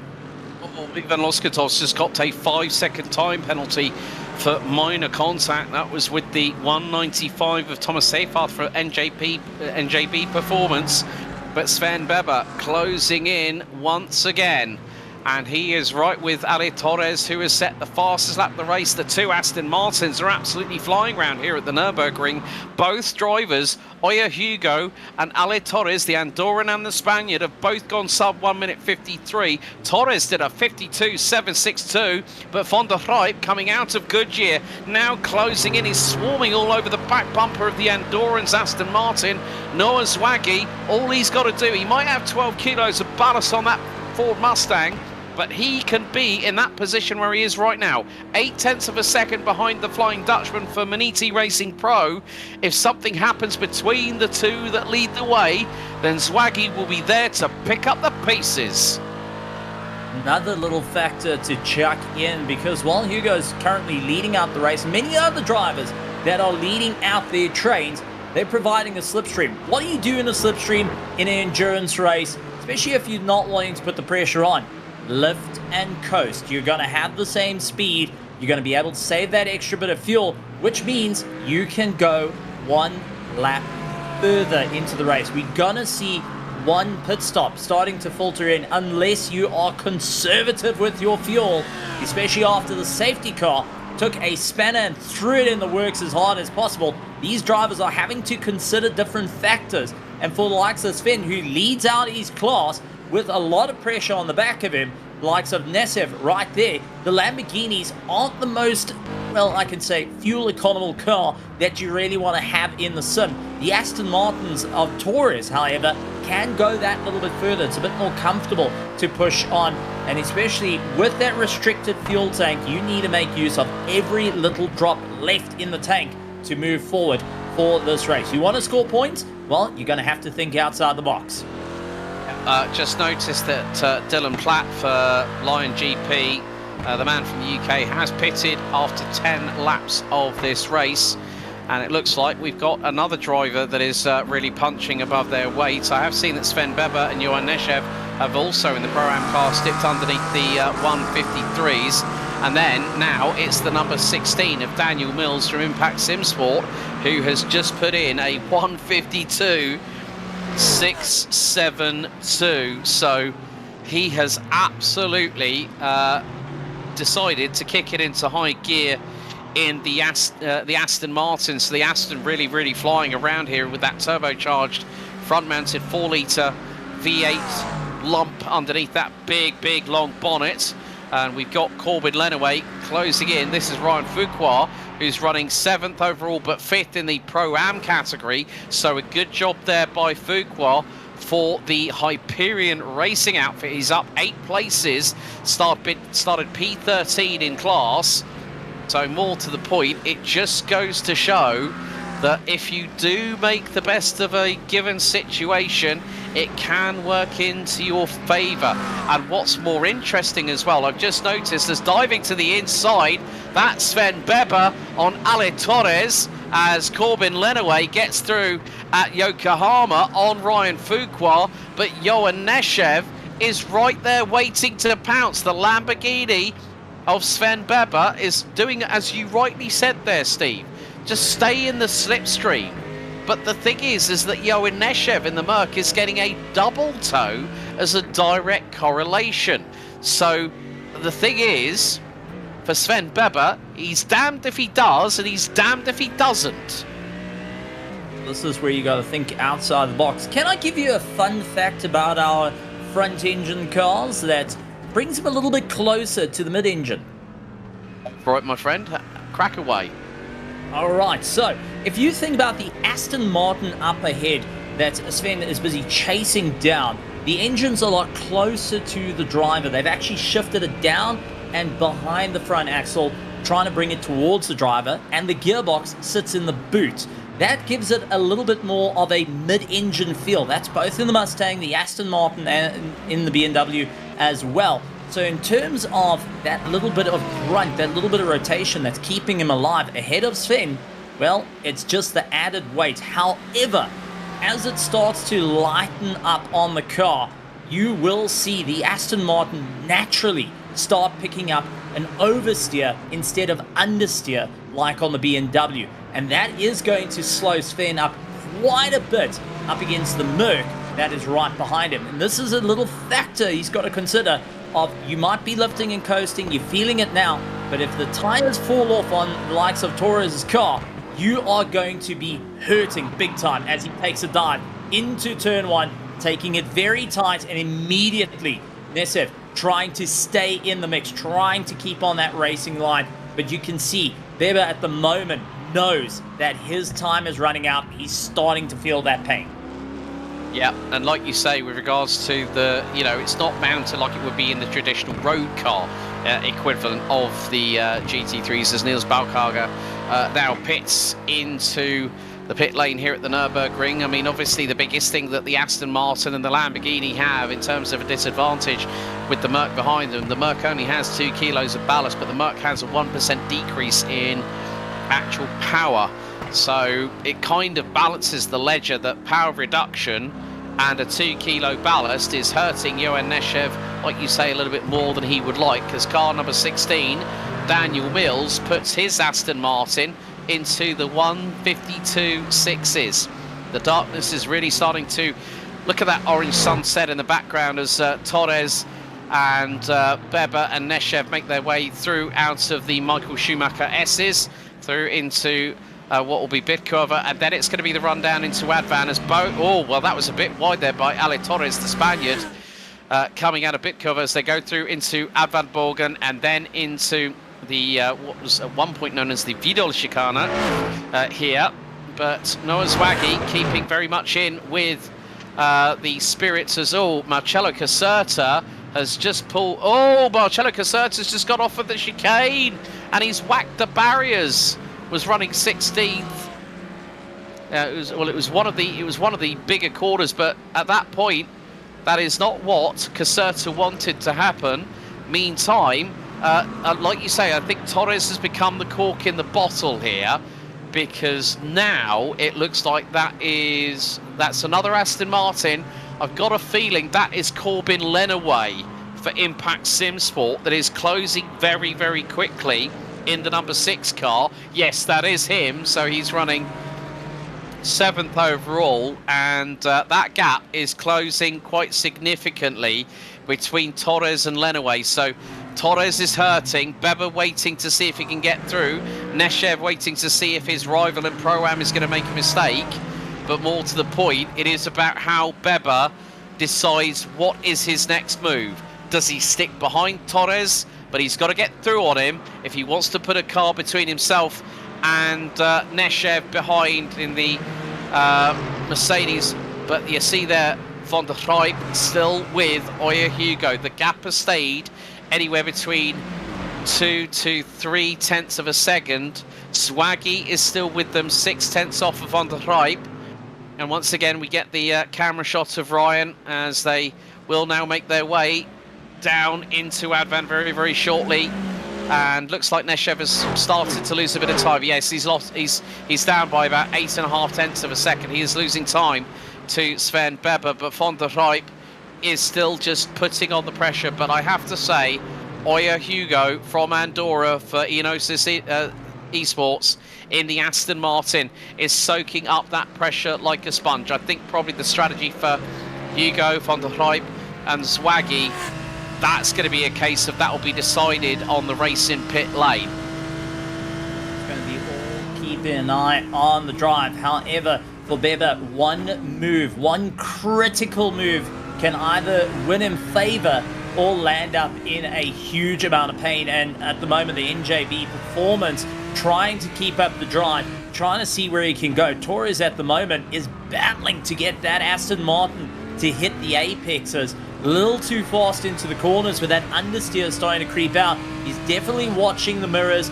and seeing exactly where this Lamborghini is. And at the moment, it is lights ablaze, whether it's in the right, left, or center mirror at the moment, and is going to be rather distracting on the way through. This is where you've got to play the long game. You've got 35 minutes left of this race.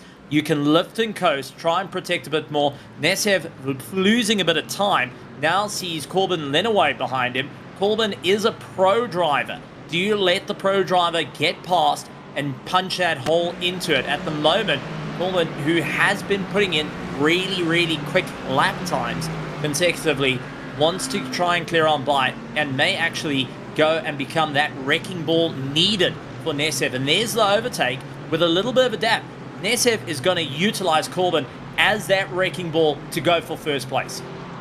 Well, Corbin Lenaway, in the meantime, has done the fastest overall race lap of this encounter as we've gone past half an hour, just under 35 minutes to go. And, well, the fastest lap of the race by Corbin Lenaway in the number 6 from Impact Simsport, a 1:52.4 dead on the nose. And I do have to say, I've got to give a shout out to CSA with their wonderful South African coloured livery on the Mercedes of both Yuppie and Wesley. A great livery to add to the cornucopia of colour we have here in the SimRacing Republic GT Open Series. But Kevin Maillard looking to get through. This is going to be more than likely that is one of the Simit Esports cars, and let's just see. I'm wondering if that might be Luke Sloots. He's trying to close in, so this is going to be a real close battle. It's 3 and a bit tenths of a second. The Mustang slightly hampered by its 12 kilo disadvantage, but the BMW has also got a 0.5% power reduction. But Kevin Maillard, the teammate of Gareth McRae, who now leads, unfortunately Richie Chauhan, Daniel Maggioni and big development for Daniel Dorscheid in the 141 Pro-Am division. He is out of this race, the man from Firefly iRacing in the Ford Mustang. He also hit trouble, and when you have repairs of over 25 minutes, that's it, game over. But still, Hugo leads the way. Grip, Von der Hype and Zwagi covered by less than about a second. In the meantime, Sven Beber leading Pro-Am ahead of Johan Neshev by what is now nearly 2 seconds. Right, okay. I did mention about the fact of Ivan Loskatov getting a post-race 5-second time penalty for minor contact responsibility.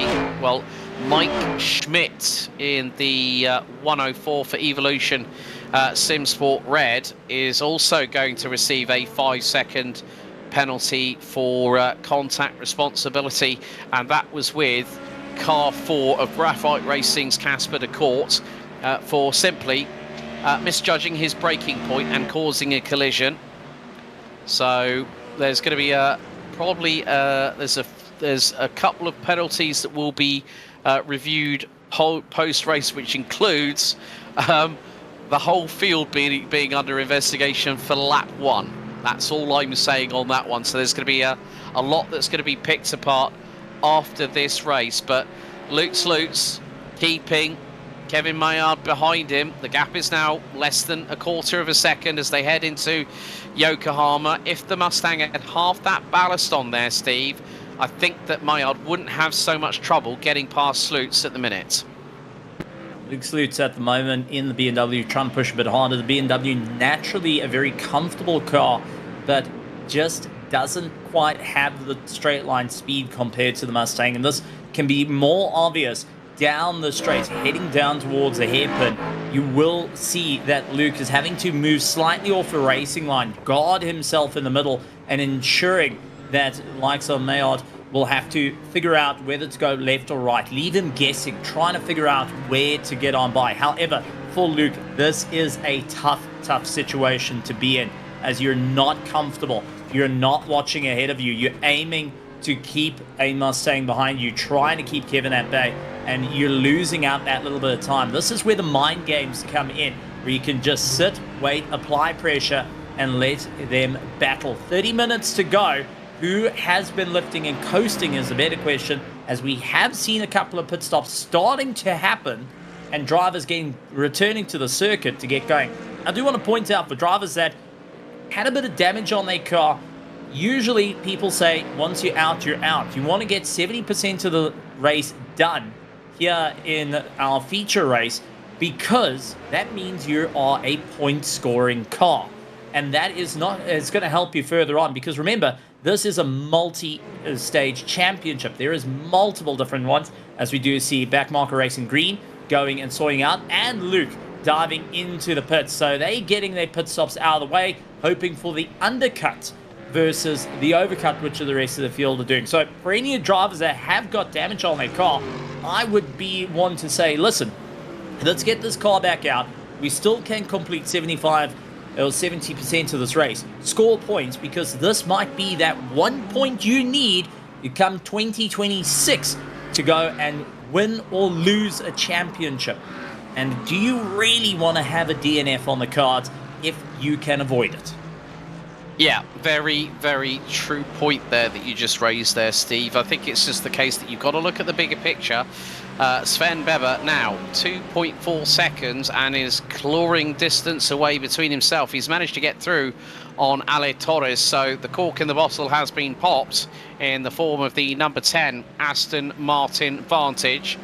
So it is going to be that case. There's no 2 mandatory pit stops. It is about how you can navigate the window of how much fuel you're going to need in that car. You'll be keeping an eye on the fuel gauge for fuel consumptions per lap. We're going to now see the move of when Sven Beber, Ale Torres, gets a little bit of a wiggle through the AMG arena and then nearly loses the car completely. And he thinks, well, I'm not going to cause any problems for Sven. I'm going to let him through. And Sven says, thank you very much, moves away. But he and Neshev have dived into the pit lane along with Zwagi, Torres, Lenaway, Fuqua. Wesley Lewin from CSA, the South African, has unfortunately ended up in the pit lane due to black flags. Same with Minislav Sotirov, so that looks to be in-game penalties issued. Meantime, with 28 minutes to go, we've already completed 37 minutes, and Oya Hugo and Ryan van der Rijp are still out on circuit, whereas everybody else has decided, well, we want to do the pit stop now. And if you pit for about 21 seconds, you're going to have a total transit time, including being on your marks, for about 45 seconds. So the more that Hugo and van der Rijp decide to stay out on circuit, I would imagine they're probably going to be in on the next tour, which will mean it is going to bring Noah Zwagi very, very close indeed. Davide Pezzi, who had that early pit stop, he's been out for 12 laps. He's going to go very, very deep into the race, but it's not going to be enough for the Absolute Motorsport Acelith Corvette to get into the top 3. So, and we're seeing a lot of love in the chat for van der Rijp at the moment. Wesley Lewin actually got a drive-through for an unsafe rejoin. So, oh, and Ale Torres. Torres is off the circuit on cold tyres, and oh, watch your rejoin. That's in front of one of the Mustangs, I think. Oh, and Torres spins again. That is disaster for the Spaniard. He's got to be very careful on the rejoin now. That was in front of one of the NJB Performance Lamborghinis. As Hugo and van der Rijp now into pit lane. This is going to be a race for the ages, more to the point. There is Noah Zwagi, the Italian, in the number 74. I'm now going to find out where he is out on track at the minute. He's just coming through Advan. So this is going to be very, very close indeed. Hugo and van der Rijp now are refueling. They will not be doing about 20 seconds. But look at this. Hugo has got the advantage. He's right at the end of the pit lane. Zwagi now coming through Hyundai N-Curva at the final corner. The pedal to the metal in the Mustang as it roars down, and van der Rijp jumps Oya Hugo in the pit lane. Van der Rijp was over 1.3 seconds quicker on his fuel stop, gets out before Hugo, and now Zwagi makes it 3 a crowd. Great job there once again by Ryan van der Rijp.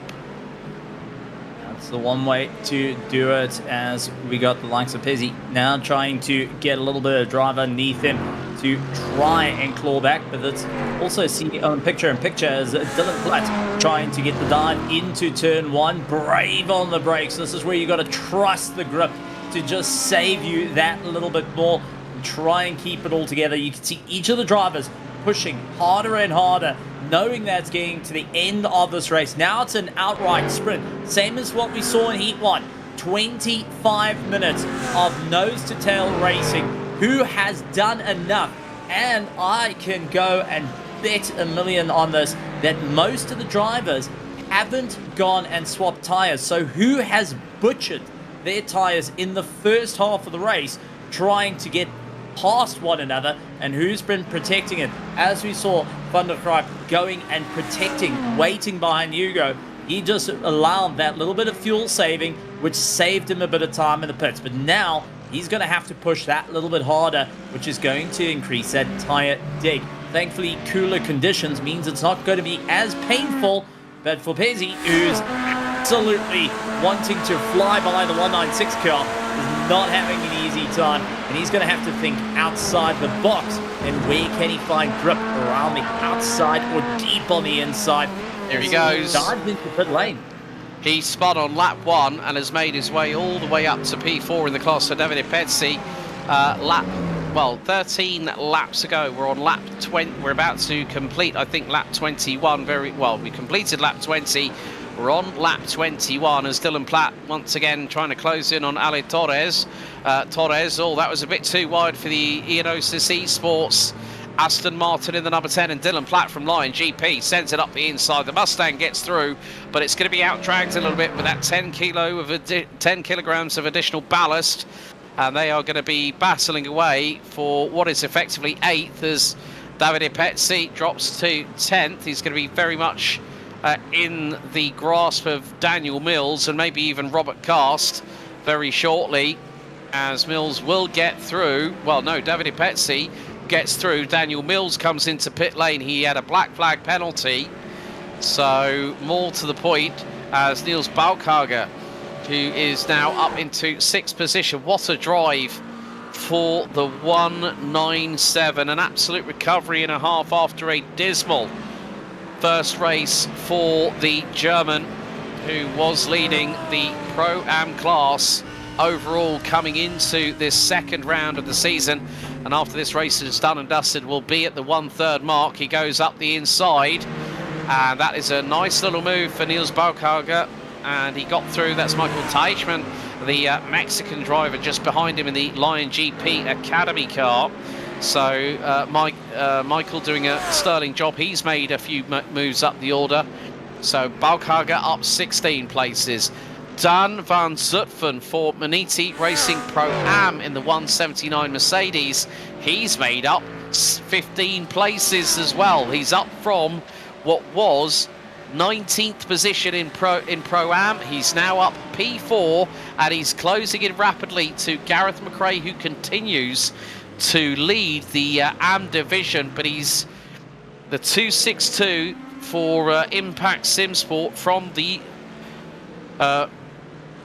well, I'm trying to remember his nationality. You know what? There's so many tabs I've got open up on my phone, my computer at the moment. It's a bit disconcerting from time to time, but it is one of those things. Yeah, Gareth McRae from the USA, along with Kevin Maillard, his countryman, joined by Richie Chauhan from the UK. But that's a good work for Gareth McRae to be at that sharp end. But Oya Hugo, look at this, has closed into Ryan van der Rijp. I think van der Rijp, whilst he was chasing Hugo down with that dirty air that Oya Hugo was punching a hole through, Stephen. If you're in the back of that aero wash and you overdrive that car, your rear tyres could be toast right about now. So if you're having to really think about what you need to do, how you meant to gain a little bit of time. I do also want to point out, I was taking a look, Torres unfortunately started falling down the order as well, having a bit of a tough time out there. So a number of drivers now starting to try and find their brake markers in the worst places. You're relying on those headlights to get going, and especially this is where it's a nightmare situation if you are the following driver, not only about the aero wash, but think about this. You start focusing in on those brake lights. You're starting to get that tunnel vision coming in, and just can get drawn and sucked into a bit of a situation, missing your brake marker by 5 meters or even a meter. You're having to adjust your braking on the fly, and this is where you have to think about the situation for the leaders of each of the packs, like what Ryan's got at the moment. Stop watching the review mirrors. Start watching on where you need to go. If you can keep yourself on the racing line and keep getting the acceleration up the entire time, you will be in the clear. However, you will have, like what we got with the likes of Hugo, with those lights blazing in the review mirror, constantly wanting to gain your attention. Naturally, as humans, anything that's flashing or moving, we turn our eyes to it. It takes highly trained to go and just knock out all the distractions and focus on what you need to do. For Ryan at the moment, you can see a little bit of a look up every so often just to see that review mirror, but is trying to maintain absolute focus on apexes and exits the whole way through. And this is where this defines our pro to our amateur drivers who can cope with the dark conditions and take away a lot of distractions that are out there. Well, I've got a development to inform you all of.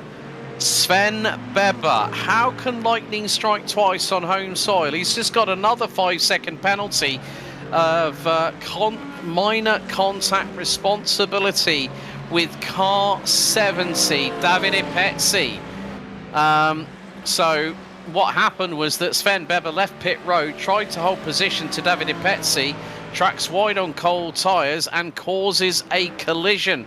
So Sven Beber at the moment is 5.8 seconds ahead of Johan Neshev. If he was 4.5 seconds ahead, then Neshev would then effectively inherit the victory. We have got just under 18.5 minutes to go, and more to the point, how Sven Bebber on home soil is having to do what he did in race number 1, but Oya Hugo is now closing in on Van der Rijp for the race lead. They have got back marker traffic in front.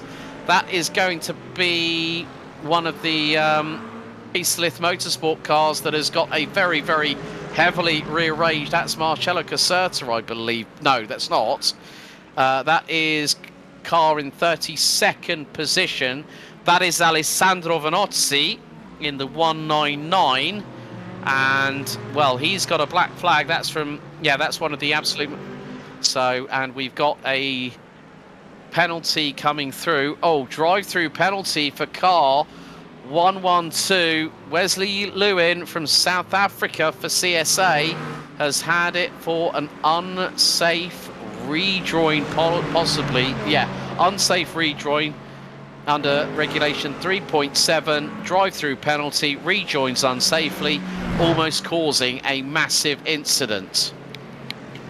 Now, a lot of people might be going and trying to figure out Alessandro Vanozzi driving without headlights. Now, iRacing doesn't deem that as a meatball flag. However, for Alessandro, he's driving blind. He is relying on the competitors' lights to go and shine. But let's take a look at Wesley Lewin. What exactly happened to him? Oh, there's a slide, there's a touch, and that's a 2x in.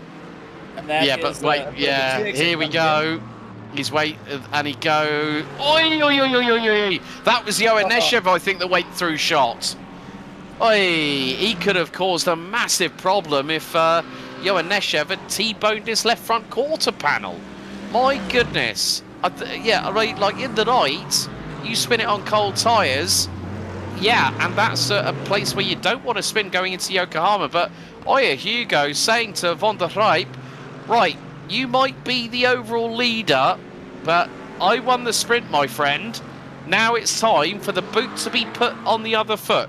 This is where Hugo can put the pressure on Van der Rijp, but as we've seen previously, whenever you put Ryan Van der Rijp in a difficult pressure cooker style situation, the Dutchman soaks it up like the proverbial sponge, and he will know exactly where to place the car.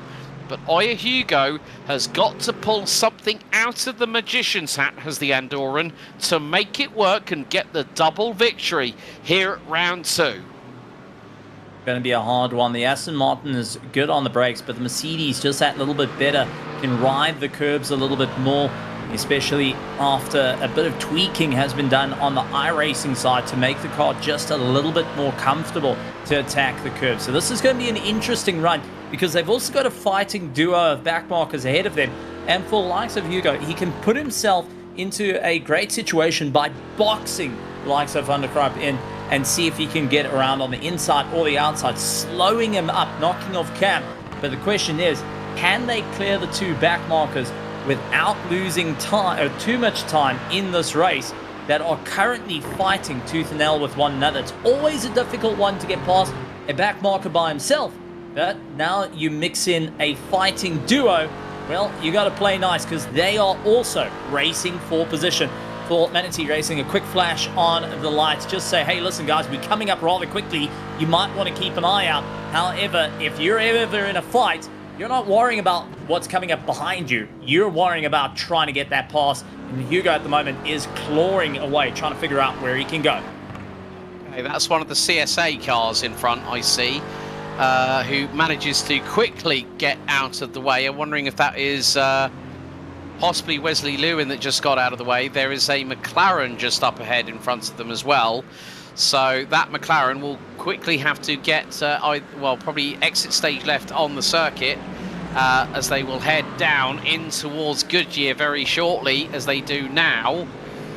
But it is going to be interesting. This McLaren, Sven Bebber, nearly spun it there, and that would have lost a big chunk of that 5.5 second lead. But to the inside of the back marker goes Van der Rijp. Hugo with a big lick of speed coming out of Goodyear, but it's still 2.5 car lengths, make that 3 as they go up the hill through the Michael Schumacher S's. Van der Rijp still commanding proceedings. This will put him more, well, this will help catapult Oya Hugo up the standings in the master classification. But with this, if Hugo wins double both races tonight, this afternoon, he will effectively rack up the first maximum score in the GT3 Pro Division this season, which is a whopping 75 points. They come into the braking zone right now, into the chicane. Who takes the wider line? It's Van der Rijp, and that nearly opened the door for Oya Hugo to get through the Andorran, denied by the Dutchman at the final corner. 12 minutes and 50 left to go on the timer. But, well, that could have been disaster for Van der Rijp. He went too wide coming out of the chicane, and Oya Hugo nearly got the job done. Taking a look at a replay, we got Sven Weber as a race going a little bit into a bit of a situation for him, trying to take the curbs as mighty as possible. Lamborghini getting a little bit sidestep before getting into the final corner, under braking, having just to try and save it. Last thing you want to do in the last 12 minutes is sustain any damage, and unfortunately, Weber off into the weeds. Oh, Johan Neshev takes the race lead after the disaster for NJB Performance's Lamborghini. The 196 of Sven Weber has just lost it. And that is out of the Mercedes-AMG arena. We're going to have a look at the replay. And it's going to be... Now, it was a 07 car right behind him. Let's just see. There might have been a little bit of... yeah, it looks like there might... If there's a little bit of Mr. Netcode involved. But Sven Weber looks to have lost that Lamborghini on his own. And he nearly got clattered into by Corbin Lenaway. It was possibly... I'm just trying to look here. Now, that was a 07 racing car Mustang behind him. So, Michele Velazzi was running in 11th position. It might have been Alessandro Torchio in the 73, because Noah Zwaghi was a bit far ahead of Sven Weber, but Johan Neshev effectively becomes the Pro-Am leader in the 181 negative delta by SimGear.it Mercedes AMG, and he has a 2.3 second lead over Sven Weber, who has about 10 seconds of breathing room between himself and Stefan Jones and the McLaren backmarker Racing Green 126. So, as Michael Teichmann is currently running P5 in the Pro-Am class, he's about 12 seconds behind Dan van Zutphen, who is closing in on Am leader Gareth McRae in the 262 Impact Sim Sport, but Oya Hugo is not letting Van der Rijp out of his sight. The thing is that Van der Rijp made an uncharacteristic mistake, as we're having a look on the replay from Corbin Lenaway. This is how close he got. Oh, that was a bit of a code brown for the man in the Impact Sim Sport number 6 Aston Martin. Cat-like reflexes saved Corbin Lenaway's bacon, but meantime Van der Rijp and Hugo still battling over the overall race lead. We're down to the final 10 minutes. The gap is no more than half a second at best. Ivan Luskatov now returns to the circuit in P2 in Am, and he had a black flag which has closed in Kevin Maillard, but Oya Hugo is now hoping that this back marker traffic in front of him and Ryan van der Rijp from Maniti Racing Pro could be his saving grace. And I think the car in front, that's Marvin Bear in the 178 Maniti Racing Pro Am car. No, it's a Mustang, my apologies. I think it might be Thomas Seifert in the number 195 car. No, Thomas is in a... No, I'm getting myself so crossed up here, it's ridiculous. Sorry about this, folks. It could be something like maybe... well, it won't be Michael Teichmann because he's running P12 overall.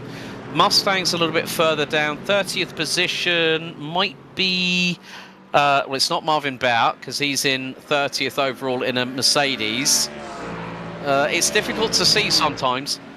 So, but at this moment, Van Zutphen is closing in, and that is one of the... Well, that is going to be on Gareth McRae in the Am category. And the thing is, Van Zutphen has got someone behind him. That is one of the 07 cars. I think that's Michele Velazzi. In that, which it is, that is the number 75 Mustang in the Pro category. But more to the point, we have still got 8.5 minutes to go, and the gap between Van der Rijp and Hugo for the overall race victory is still undecided. It's about what's going to happen in the last 2 or 3 laps here, Steve, that is going to decide whether Van der Rijp continues to dominate in the Masters standings, or whether Oya Hugo, here at the Nurburgring for round 2 of the series, gets the double victory here in the Eifel region. Well, Dan at the moment just realizing he's losing too much time from running 52s, 53s right into 54s low to high, and he is trying everything. Gareth McRae going in, ensuring to hold the line at the moment. Leader of our AMs is just keeping consistent pace. Dan now feeling the pressure, and you can see now guarding his line against Velezzi. The question is, can he keep this up long enough to try and protect himself, to move a little bit forward? He's 10th overall. You don't want to drop out of the top 10. And taking a look at our leaders in the top right, still brawling it out. But this is an interesting situation as we got an AM, Pro-Am, and a Pro running line astern, and the time starting to drop off. Velezzi, who's running likes of a 1:53.9 on the last lap, is quicker than both cars, but unfortunately just not having enough room to clear on by, having to really think about the situation at hand because of this being a Masters Championship. You really need to score big. You need to ensure... Oh, Hugo to the inside! He's got it! Oya Hugo, has he got it? No, not quite! He dived to the inside of Ryan van der Rijp. Sorry to cut across you there, Steve, but Hugo is pushing. And now through into the exit of the AMG arena. Oya Hugo to the inside. Will he able to do the crossover? Yes, he's got the job done. The Andorran gets through on the Dutchman with 6.5 minutes to go. It's game on here at the Nurburgring. In the meantime, Davide Pezzi, Alessandro Torchio, and I think also Frick Cook copped a black flag penalty. So now Van der Rijp, a little bit of movement on the mouth there for the Dutchman for the first time since Road America Race 1. But more to the point, Oya Hugo timed that perfectly. He waited for the opportunity, dived up the inside of Van der Rijp, who had to respond, through into Yokohama, and then through into the AMG arena. Hugo did a perfect crossover coming out of turn number 3, and the Dutchman had to relinquish the race lead. But this is far from over, I can guarantee you that much. It's going to be a hard work for Ryan now, pushing to try and figure out how to make up a little bit of time. Looking at his delta, looking at his times, seeing where he needs to go.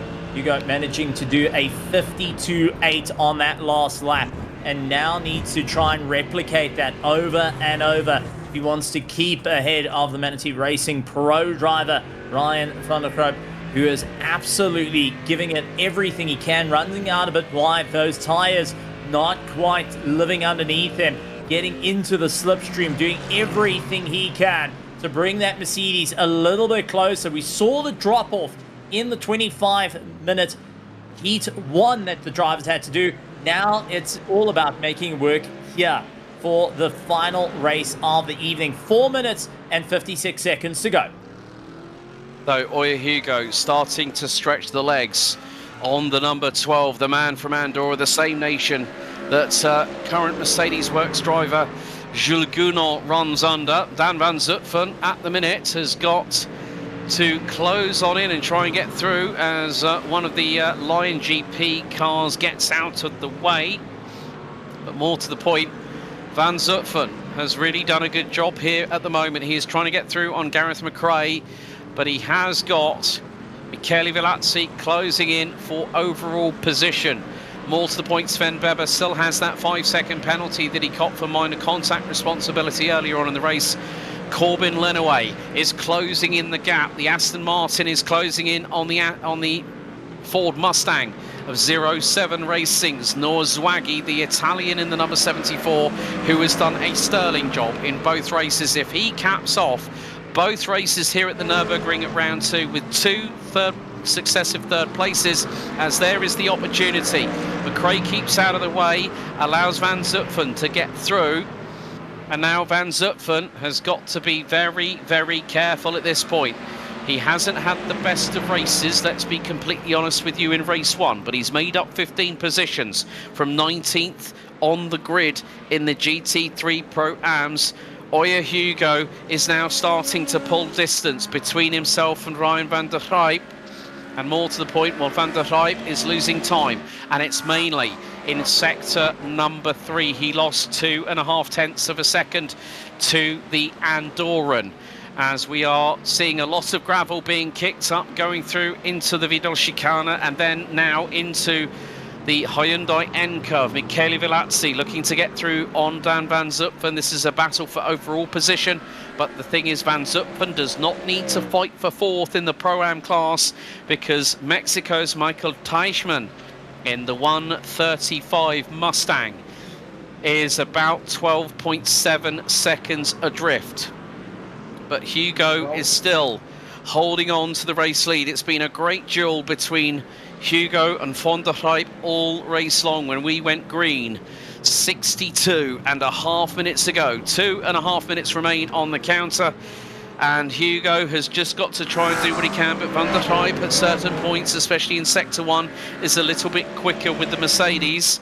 There is Dan Van Zutphen rounding out your overall top 10, and he is safe and comfortable in that position. He does not need to fight with Gareth McRae.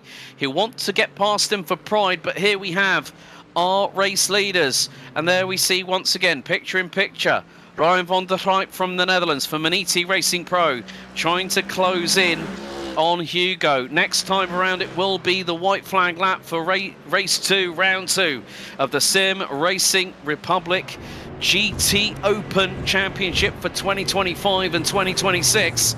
So, Oya Hugo, the man from Andorra for Ionosis Esports, and the number 12 Aston Martin powers down to the final corner. White flag in the air with 1.5 minutes to go, and all now the focus rests on this man. Van der Rijp has got to pull something special to try and get through on Hugo as they go into Yokohama for the final time here on what will be, well, it looks like we might have a little, we never know, it might be a little bit longer, but I think we have got the white flag. We'll wait for the final lap to be confirmed by our timing. Final lap, we've just been confirmed by our director Christian that it is the case of how much of a distance can Oya Hugo put between himself and Ryan van der Rijp. It's all about the case of it now that Van der Rijp has to put the pressure on. But here, Steve, it's Oya Hugo's race to lose at this late point in the race itself. That's it, and Ryan's got to try and figure out what he needs to do late on the brakes. Try and release a bit earlier. Can see how late he dived into the hairpin, just trying to close the distance. However, it's going to compromise some of the drive in through the Schumacher S's. Carries a lot over the curbs, really attacking every single corner as much as possible. It's qualifying pace needed here as they're running out of time. Is running out of pace for Hugo. This is for maximum pride. A double victory in round 2 to cap off 2025. I can't think of a better present for 2025. And it comes down to this. 5 more corners to get it done and dusted. Going and clears through, now into the chicane. A quick left, a quick right to carry it through. Final corner for likes of Hugo. And I think Ryan has just gone and said, well done, buddy. You kept me at bay. And it goes to Oya Hugo. Takes the victory, keeps his foot on the gas. The last thing you want to do is lift. And what respect from both drivers as they come across the line. Manatee Racing Pro, Ryan van der Rijp doing a phenomenal job. And take a look at Pro-Am. Jan Nesev takes the victory and 5th overall. But Sven Barber finishing up in 2nd place in class. Gareth McRae holds on for the fight. Did a phenomenal job for the Impact Sim Sports. And will be more than happy to chase Stephen Jones down to the wire. Stephen Jones takes the 3rd place, the final spot for the Pro-Am. Gareth McRae goes and holds on for 1st place. Absolutely incredible run. Kevin Millard trying to give it everything he's got. He's got Niels Buckage behind him, just following through. And each of these drivers have really shown off the talent they've got here in the SimRacing Republic. And what a way to sign off for 2025. It's an Impact Sim Sports 1-2 in the GT3 So Mustang power rules here at the Nurburgring Grand Prix circuit. Luke Slutz will bring it home in the SimRacing Esports Racing 248 BMW. A shame for his teammate Ivan Luskatov, who will be the last of the classified runners and riders. But Oya Hugo has been the man of the moment here at the Nurburgring Grand Prix circuit. Winner in the sprint, winner in the master, and Ryan van der Grijp from Maniti Racing Pro could do absolutely nothing about it in that 65-minute encounter. Let's take you through the results as they stand. I've just been told that Marcel Nürnberg will get a 5-second post-race penalty for minor contact responsibility, but Oya Hugo victorious in the sprint, and the Enduran does the double in the feature, winning after 33 laps by just over 0.4 of a second. Ryan van der Grijp continues to lead the way in the master standings after a win last time out 2 weeks ago at Road America, and then takes second here at the Nürburgring. Great run by 07 Racing's Noah Zwaggy, who takes P3 ahead of Corbin Lenaway, who took the overall fastest lap of the race at 1:52.4. Shows that the Aston Martin has been doing good things. Ryan Fuqua takes a top 5 for Hyperion Racing in the in 5th position, so a good job there by the number 45 McLaren, who finishes ahead of Michele Velazzi. Robert Cast for GT Dynamics rounds out 7th ahead of Dylan Platt. Daniel Mills and Graphite Racing's Casper de Court completes your top 10. We then turn the page. Ale Torres, it could have been a little bit better for the sister car of Ionosis Esports, but he rounds out 11 ahead of a great recovery drive from Davide Pezzi. Spun on lap 1, goes up to 4th and ends up finishing 12th. Ahead of Freak Cook, Trevor Vavrovsky.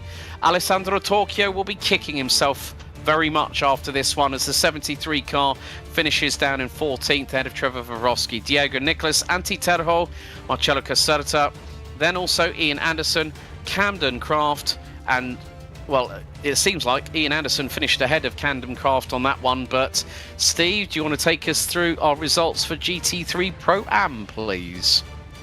Well, Johan Nesov, by keeping calm, cool and collected, took the victory. Stefan Berber takes 2nd place, unfortunately, with his spin. Stefan Jones takes 3rd place. Dion van Superton takes 4th, along with Michael Tichman. Thomas Ardun takes 6th. 7th is Niles Bakic, along with Mike Schmidt. Nicholas Lawson and Mika Hoekstra goes and rounds out our top 10 in our GT3 Pro-Am as we move across, going to our next set of drivers that didn't quite have the easiest time out there. Roberto Stefano Krovnik had to do a little bit of repair work on his car, along with Marvin Bear, as well as Thomas Sefar and Yuppie Simons, who was in 14th and kept out of the way of all the cars, finished ahead of his teammate Wesley Lewin. Mario Slav Sotorov goes and gets at 16th. Callum R. Jones in 17th. 18th is Sven Landgraf, along with Alessandro Venossi, who finishes in 19th. Max Kraus, 4 laps down in 20th position. Out the further down the order is Daniel Dorshend and Daniel Mogeni goes and rounds out, unfortunately having to retire early on with lots of damage. Moving on to our GT3 Am, however, well, it's been a bit more interesting there. Gareth McRae makes it 2 for 2. Winner at the feature at Road America. He takes a maximum score of 50 points again. So the man from the USA finishes in a 1-2, courtesy of Kevin Maillard, who finished 29.5 seconds. So a great run of form for the team at Impact Simsport, with Mustang Power ruling the roost here in AMS. A bit of a shame for Richie Chauhan, who started from pole position in the race but got taken out early in that early carambolage, rounded out the 6th strong, finishing finishing after lap 2. Luke Slutz takes 3rd for Simit Esports Racing, and his teammate Ivan Loskatov rounds out the top 4. Marcel Nürnberg in the 209 for Firefly E-Racing rounds out your top 5, with Chauhan unfortunately bringing up the rear, a DNF, and that's going to put him down on 40 points, 60 behind his teammate Gareth McRae, who rounds out the top of the standings. It is also going to be very interesting, and I've just seen that Ale Torres has just been given a post-race 10-second time penalty for not holding his brakes after a self-spin, which meant that the number 70 would end up, and that was Davide Pezzi, having a crash. We are just waiting to see if any of our drivers will be joining us. I'd love to speak to Oya Hugo, because his tactics in both races, Steve, were absolutely exemplary. Absolutely. Going and waiting, biding his time, and going on the attack is watching either the circuit goes and favors the brave and bold, but at the same time, those that can keep the rhythm and a cool head. And this is what has become part of the SimRacing Republic nature, that you're going to have to think a little bit ahead. But now, as we do move away from 2025 and say farewell to it, drivers are going to have to look back at this race, reflect on what's happened. For those that had a nightmare of a race, you have to try and put it aside for the rest of the championship and see what happens throughout. And considering this has been one of the more technical circuits that the drivers had to face, as we move on to more high-speed circuits that rely you to be a lot more nippy, a lot more out there, and a lot more aggressive, well, let's see if the likes of Hugo will be able to carry that momentum forward, or will Ryan come back with a fight? Same as with our pro and our pro-ams and our ams have got the same situation. They've showed their hand, they can fight in the top 10. The question is, can they keep that pace up heading into round 3 next year? Yep, it is going to be a tall order for our teams. There'll be a lot of scratching of heads and meeting of minds, let's say, because GT3 always evolves around every single circuit these drivers will take part in. Of course, we've got Daytona International Speedway, Michelin Raceway, Road Atlanta, Sebring International Raceway, and of course the home of British Motorsport on April 12th. But Daytona, it was due to be on the 18th of January. It might either be April. I mean, the thing is that we may have it that Daytona might be taking place on February 1st. Of course, the iRacing official Daytona 24 takes place on 18th of January, but keep your eyes posted to our social media and any developments that we might be able to share with you. But that is round 3. That'll be our first of 2 endurance races, where it won't be the sprint and the master. It will be a 90-minute flat-out endurance race at the World Centre of Racing. Still plenty of racing to come on the Global Sim Racing channel. Of course, the next show will be the season finale of the Porsche Owners Club iRacing series, which will head to Willow Springs at 2:55 UTC on Tuesday the 16th of December, and that will be at 9:55 p.m. Eastern on Monday the 15th, where you'll join myself and Joe Peak in the commentary box. And also we've got MX5 United at Barcelona, Grand Prix Legends at Willow Springs, and the IMSA Vintage Series on Saturday the 20th of December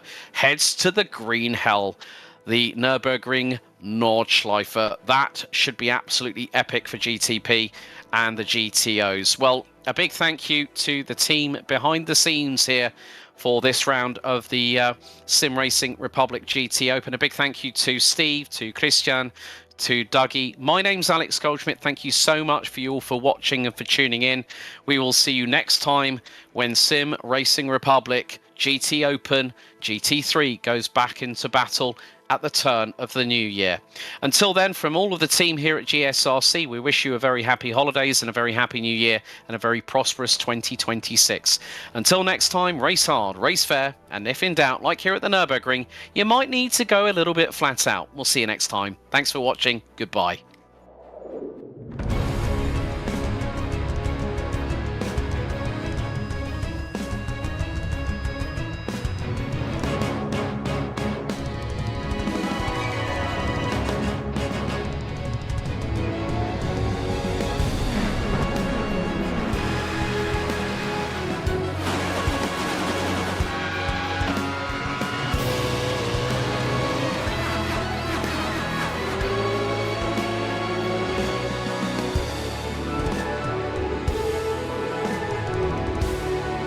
This is iRacing.